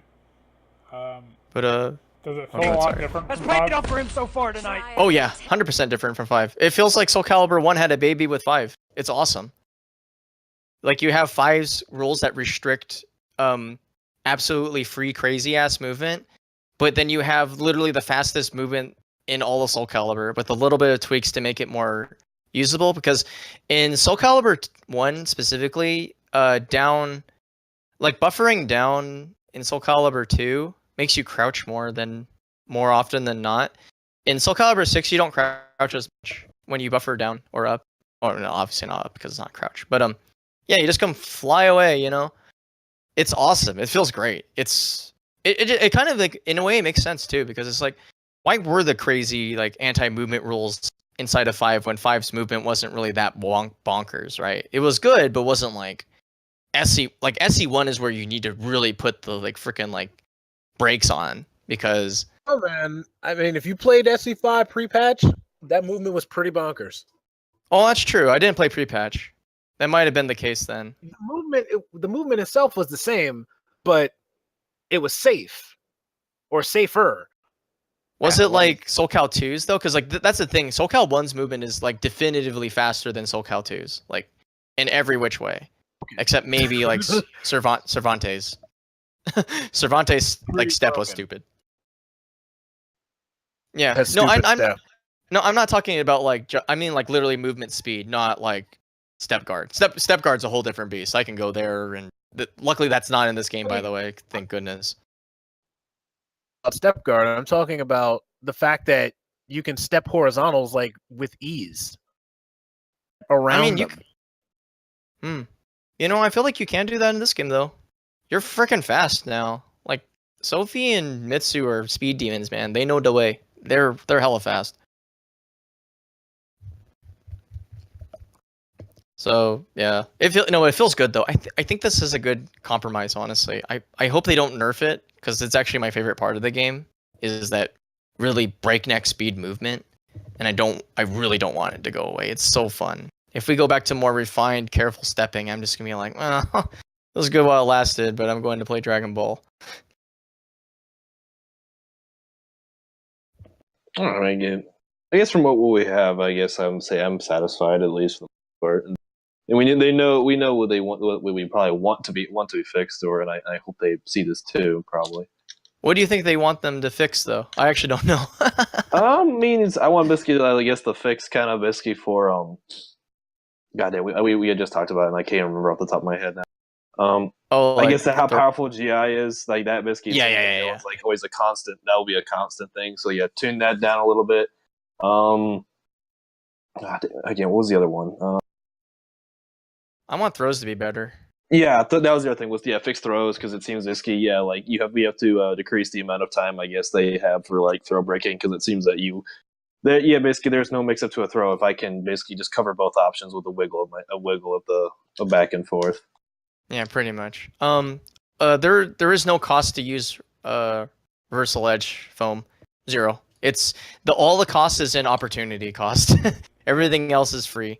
What is you can just what is K plus G used for now?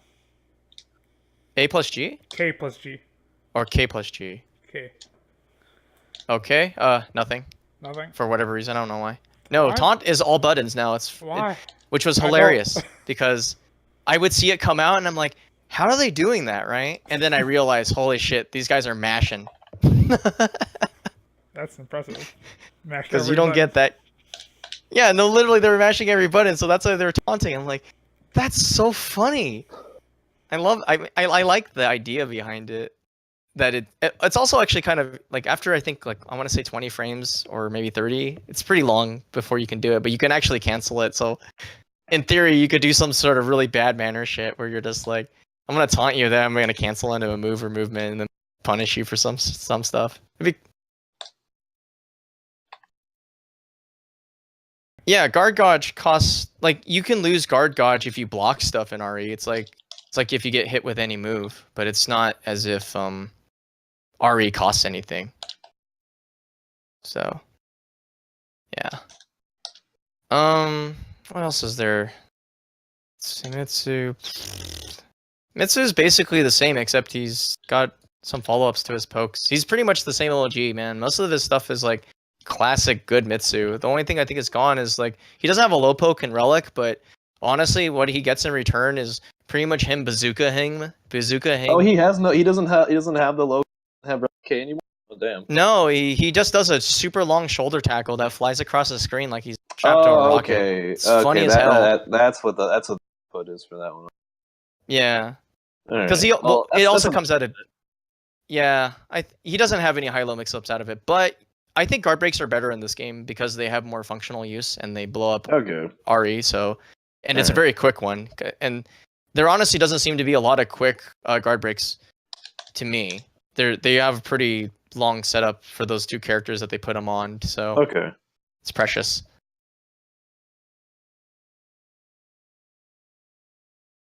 Oh, all right. Does the chat ask us questions or not? Yeah, I've been trying to catch them. I mean, if it does have a cost, it's pretty negligible to me. It's not as pronounced as GI's whiffing is. It's to the degree that I don't think it's really worth worrying about, because RE is very specific in its application to begin with. So you're not gonna. I'm honestly never gonna be thinking, oh, like, man, I'm at red, I'm gonna not use it. It's like, no, when I'm gonna use it is when it's optimal, and like if I get stuck in that situation where I have to be worried about a B, like I'll probably sidestep anyway. Because like that's the thing.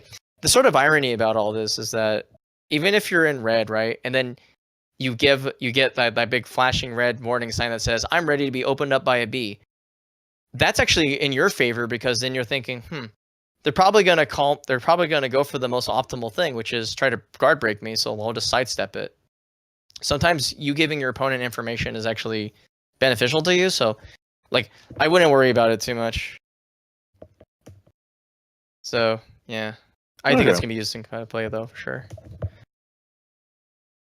We won't want to, but we'll do it.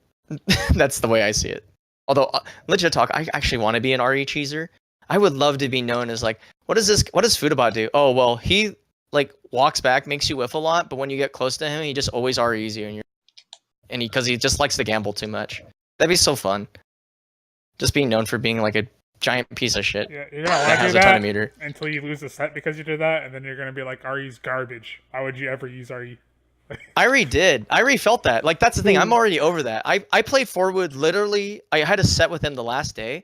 I went 1-20 with the guy, and a lot of it was due to RE, because I was just like, I'm trying to make it work. I'm like, and it doesn't work because he smells blood. He just literally bees me and then sidesteps and then kills me. And then I also built this really bad what is it, muscle memory, where I don't know why I would do this, but I compulsively would whatchamacallit, I would, after getting GI'd, I'd always RE for some reason. I don't know why I did it. I just did it. And so that got me killed a ton of times too, because I'm like, oh my god, this is like literally the worst possible thing I could do at this moment. They're actually, except maybe taunt. Okay, taunt is worse, but RE is secondary to taunt in terms of worst things to do after GI.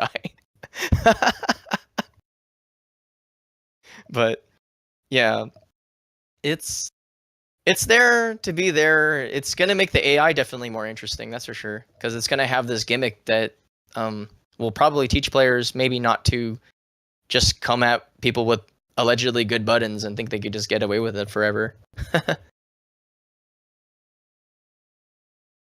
guess that's a good way to look at it.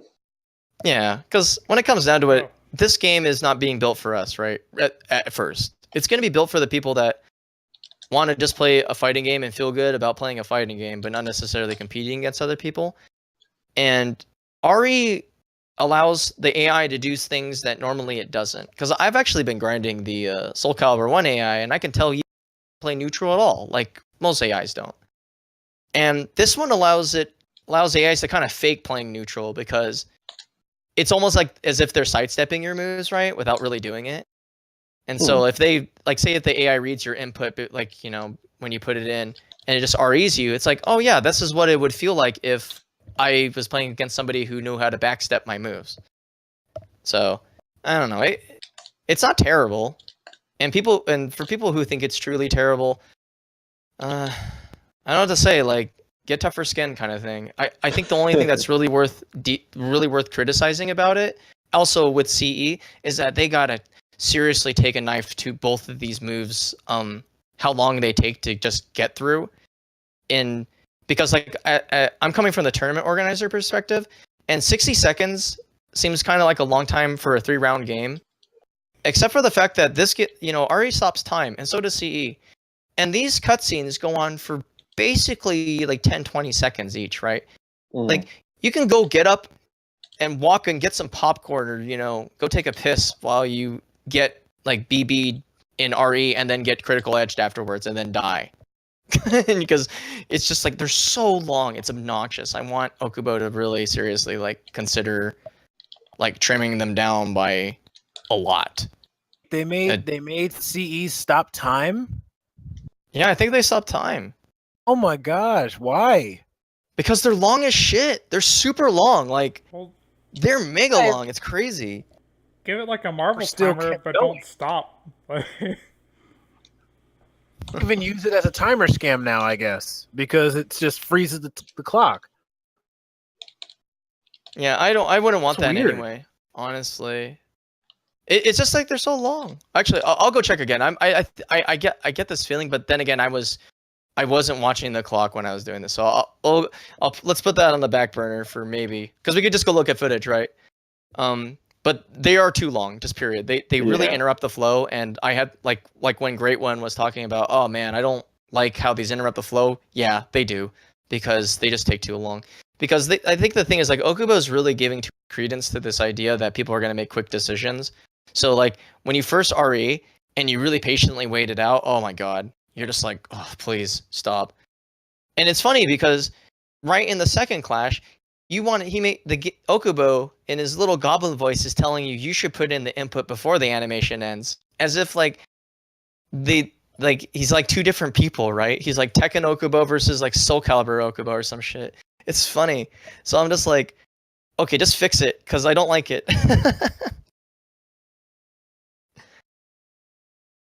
Yeah, you can still charge like infinite amounts of like rounds if you have the meter. Heck, if you're like a C, like, dude, so I played this young lad who actually wasn't young. He's cool. He's a cool guy. So he's a cool guy that plays PC games, and I was like, he was interested. He's playing pad. I'm like, hey, come over play me, because I think you're bored against playing that, like, the Razor booth attendant, right? And so we play. And the reason why I wanted to play that guy, because I saw that guy RE a shit ton, like a lot. He's one of those guys that's like, oh, look at this button, it's cool. This is what Okubo made, this button for this man, and he was using it. And so I wanted to learn how to beat it. So I started like playing him and like dealing with like literally RE after every string. Like if I threw out a button after any block string, he would do it. And I'm just like, it made me grit my teeth, mostly because of the time. But like the experience of beating it was fun, because I was just like, dang, I really have to respect this guy's like general defense, even though I know he doesn't know how to play this game at all. And for me, that's actually really precious, because games are getting, as more tech comes out for each game, and games get more FGC hard to play at a basic level because there's so much tech out there. It's hard to find games that are really easy to just say, hey, here you go. Like here's a game that you can play that you can just make me feel like shit once in a while because you have this cool button. And it's honestly cool. So yeah, like I had a literal like an RE bot basically, and it was fantastic. I loved it. Now, if you don't have limited time to play the game, like say if you're like at Evo Japan next couple of weeks and you're like, man, I really want to play this game, but you play against an RE bot, yeah, you'll probably be goddamn angry. You'll be like, oh my god, Okubo, I hate you. I hate you, what you did to this game. Because like it's almost like a time waster, right? Because you're just like sitting there like, okay, what is he gonna guess? He's actually mashing. I don't know what, like I can't guess what he's gonna do. I'll just press B and then maybe kill him. But yeah, it's an interesting game. And RE is a very controversial mechanic, but yeah, I would just give it some time. And like the sky isn't falling. We don't know enough to give a full thing probably. Well, no, I think I know enough of. That's what I'm saying. Like I think having played this demo 20 hours against good and bad players, I can definitely say with absolute certainty that RE is only frustrating to players who are not willing to get better at the game. There's nothing inherently busted about it. It's okay. GI is the big stinker in the room.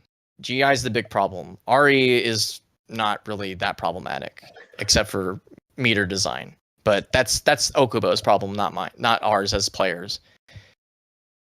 Yeah, that's really. I'm actually really curious as to how GI is going to play out in the long run, because I know a lot of people thought that Just Guard overwhelmingly powerful in the sense that it stopped offense. It made offense risky, and it did, and mostly because Just Guard didn't really have a whiff animation or anything like that. But like, GI didn't really get the focus that it probably should have in 5 because Just Guard existed.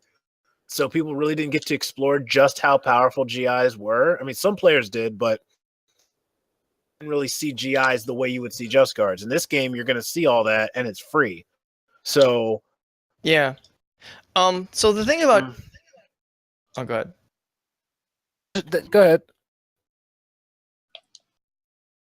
One of you speak. I know. I was like this pregnant pause. Okay, I'll talk.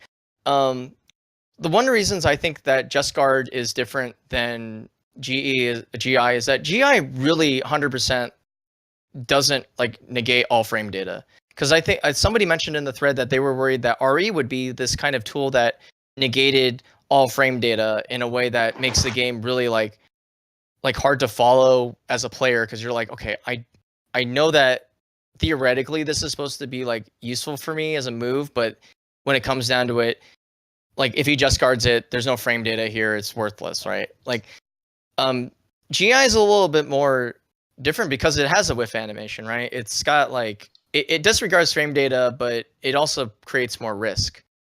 And Just Guard creates risk somewhat, but not nearly as crazy as GI's in terms of the game state. So I think the differences between the two, even if there is infinite GIs, are profound enough to ensure that they're not going to be the same situation. Because, like, to be honest, I think there's only one game that's allowed to have a move that disregards frame data completely, and that's Third Strike. And that's only because that game is primarily played by warrior monks in Japan who don't give a crap about the game's like popularity and sales.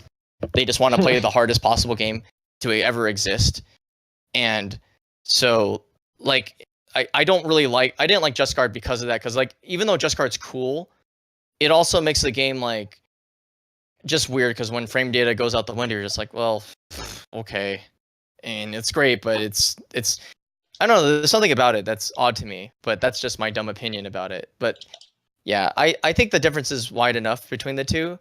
That being said, GI's hella good, and it's like it's going to be frustrating for a lot of players who are, you know, they have a lot of knowledge embedded into the mix-up part of the game and it's gone. So I fully commiserate with those people, because that's how I feel when I try to B-throw somebody in this game and just curse I curse Harada, I curse like Daishi for leaving, I curse like, you know, Okubo, obviously, all of his forms, and then look into the razor booth and grit my teeth and froth as I eat like the biggest lethal hit punish I could possibly conceive, you know, because I learned old caliber, right? It's like, god dang it. But, you know, that aside, it's, you know, whatever, right? Yeah. I think of the GI thing, I'm not even that concerned. I'm not as concerned about frame advantage anymore because this person has a move that reflects all hit levels. I'm more concerned of like after the GI. So like, Oh yeah, SOULCALIBUR 4, for example, you had two versions of it. Well, you had four versions of a GI, but we're just going to work on the repel normal one. You could do 4G, or you could do 6G, or you could do 3G to do highs and mids or lows and mids. mm-hmm. Big deal after the initial GI, because now you have a four-way mix-up. Am I going to do a fast move that's high, a fast move that's low, or a slow move that's high or low? Oh, where it's just a fast move or a slow move. Yeah, faster slow move, yeah. So it really kind of waters down the post-GI game.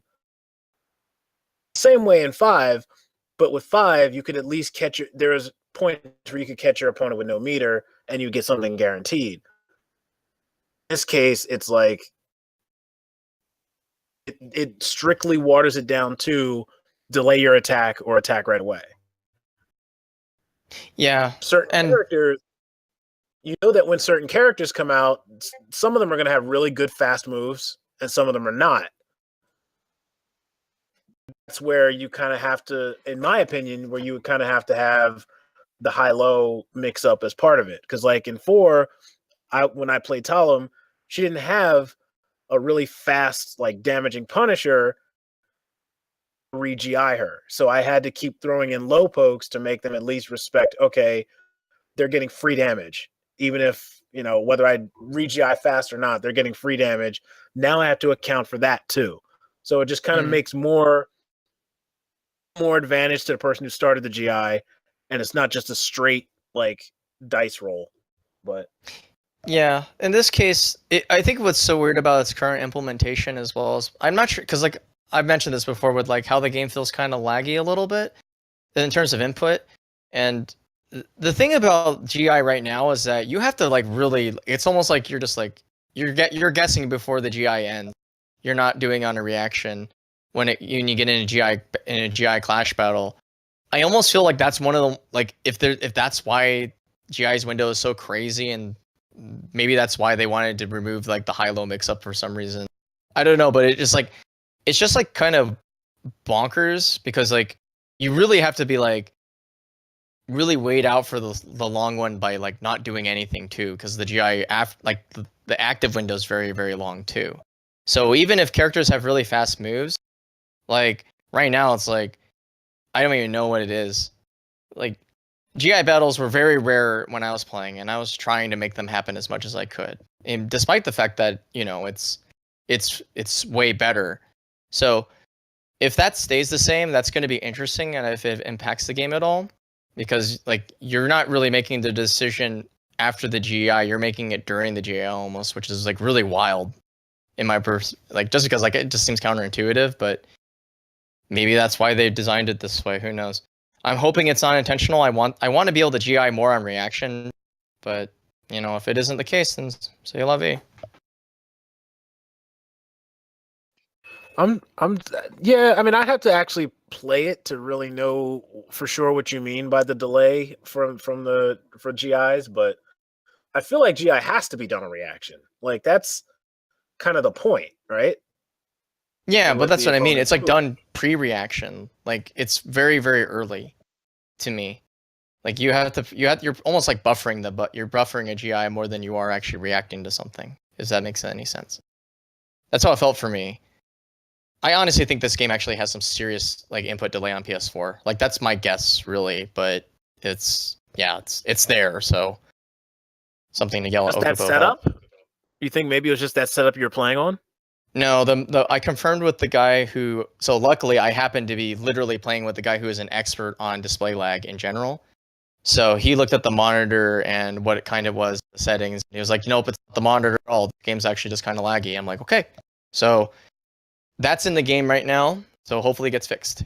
I noticed that games are doing that. I mean, maybe they've always done it and we just didn't know.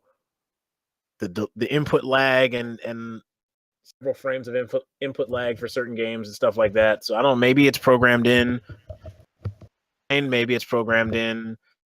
I mean, I can't point on it because it's like I don't really know the specifics of how that kind of stuff works. So yeah, well, part of it is implemented because of it helps netcode, because you want to have buffer to, you know, pass packets around. But yeah, there's always been input lag events of some sort in even the most pure fighting games. So yeah, it's just exceptional because again, like I'm pretty sure it's the most common explanation and probably the most reasonable one is going to be Unreal pre-patch is actually just garbage, right? But only reason why I'm like thinking like I'm putting on my conspiracy hat and thinking that the Earth is flat right now is because the GI window after after like whiffing it is like mega huge. So I'm just like, you know, think like you cue the freaking X-Files music in the background kind of thing. Okay. Find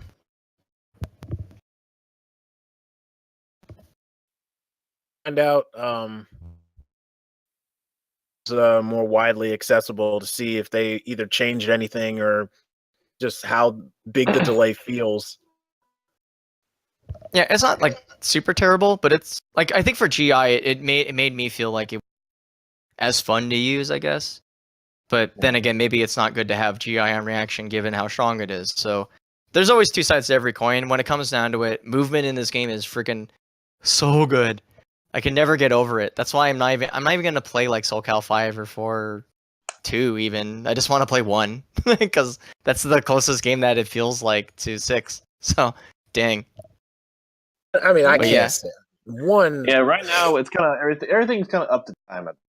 So, but yeah, it says it'll be interesting to see what they showed at Evo Japan. So that'll be cool. Speaking of which, yeah, for everyone in the thing, watch that because they're having a side tournament for 5. So even if you don't like 5, show some love. Please. And they're doing some yes interesting rules for 5. It's first to 2 single eliminations. Oh wow! Whoa, what? Yeah, single eliminations. I always known they kind of had weird. They had weird setups for how they count. Japan always Yeah, does. nonetheless, it'll be cool to see. You'll probably see some old faces maybe there. I know Ruka said he was going. For everyone who knows CNR, Ruka, he was one of the guys who came for one of the NECs. Really nice guy from what I've been told. Yeah, standard Japanese tournament. Yeah, that's pretty steady. The bigger question is Decapone coming out of hiding from the Jedi planet? You can. I'm not sure. Does Ruka speak English? How good does Ruka speak English? If I don't know. Zach, were you there?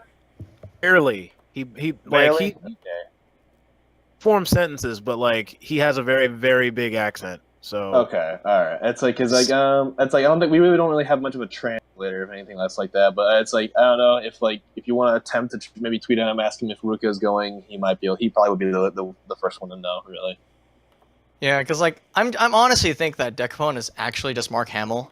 So he's literally off on the Jedi planet in The Last Jedi, and we're trying to convince him to come back to save the rebellion, aka SOULCALIBUR, and he's just like, no, fuck no, man. The freaking SOULCALIBUR needs to end. And then somehow we convince him to do it, but he actually doesn't send himself any spoilers. I don't think anyone's caring too much, but yeah, we're kind of reaching that time. But thank you for coming on and talking to us and discussing all the mechanics or anything else like that. It's great to have someone in the community that was able to be there, able to tell us what's going on, and to get a point of view on Bisky, what's like with what we're expecting or what might change, anything like that. Because right now we're not exactly sure where exactly the game is in terms of development. Because we know that it was at 70%, so who knows where it's at right this moment. But yeah, big thanks, man. Yeah, thanks. Thanks so much for having me, and I hope I can help Caliber rebuild its little bit of Soul Calibur pocket, so to speak. Yeah, dude. Yeah. Everyone's getting a lot more. Everyone's getting out there. We've already gotten we got Party Wolf who's sponsored now, so obviously enough. It seems that we really can't go anywhere but up at this point. So yeah, no, this game's Oh, go ahead. Japan. What, Zach? When is Evo Japan? When is Evo Japan? Oh my goodness, yeah, I should probably get that date for everyone. Give me a moment. It's on Twitter. I think it's the 18th, isn't it? See, man, you gotta get on Twitter to know these things, man. Oh, Evo Japan 26th, 28th? Yeah, I believe 26th to the 28th. Yeah, thank you, VGC. The 26th to the 28th will be Evo Japan. The exact hours of when the side tournament is. Let's see. Hang on. From the official, I think it might be on the official page. If this is the official page, at least from the tweet itself. But that is for the EVO Japan stuff. So keep your eyes out. I'm pretty sure if you got Twitter, you can follow any of us. I'll likely retweet it for the most part. Or if anything, join our Facebook group, Soul Calibur Competitive Players. You'll easily be like the first thing you search up if you've ever used a thing called Facebook. That's not dead yet. Yeah, go to Winter Brawl. That's coming up. That's also going to be coming up soon. I wish I could do it, but I spent all my money on CES. Hey man, it's you do what you can. So yeah, for everyone knows. Yeah, by the way, if it's not already capped, Winter Brawl is still available. Big E has the biggest heart, and he's pretty much has made in virtually every game free entry. So if you want to come play, because a lot of at least all the Caliber dudes are coming out. Yeah, they do have a lot of entries. So yeah, it's like if you can find yourself to get in there, go ahead and do it. But that's going to be all from us, everybody. Thank you for coming in, stopping by, and listening to us. So hope you all have a good rest of your night.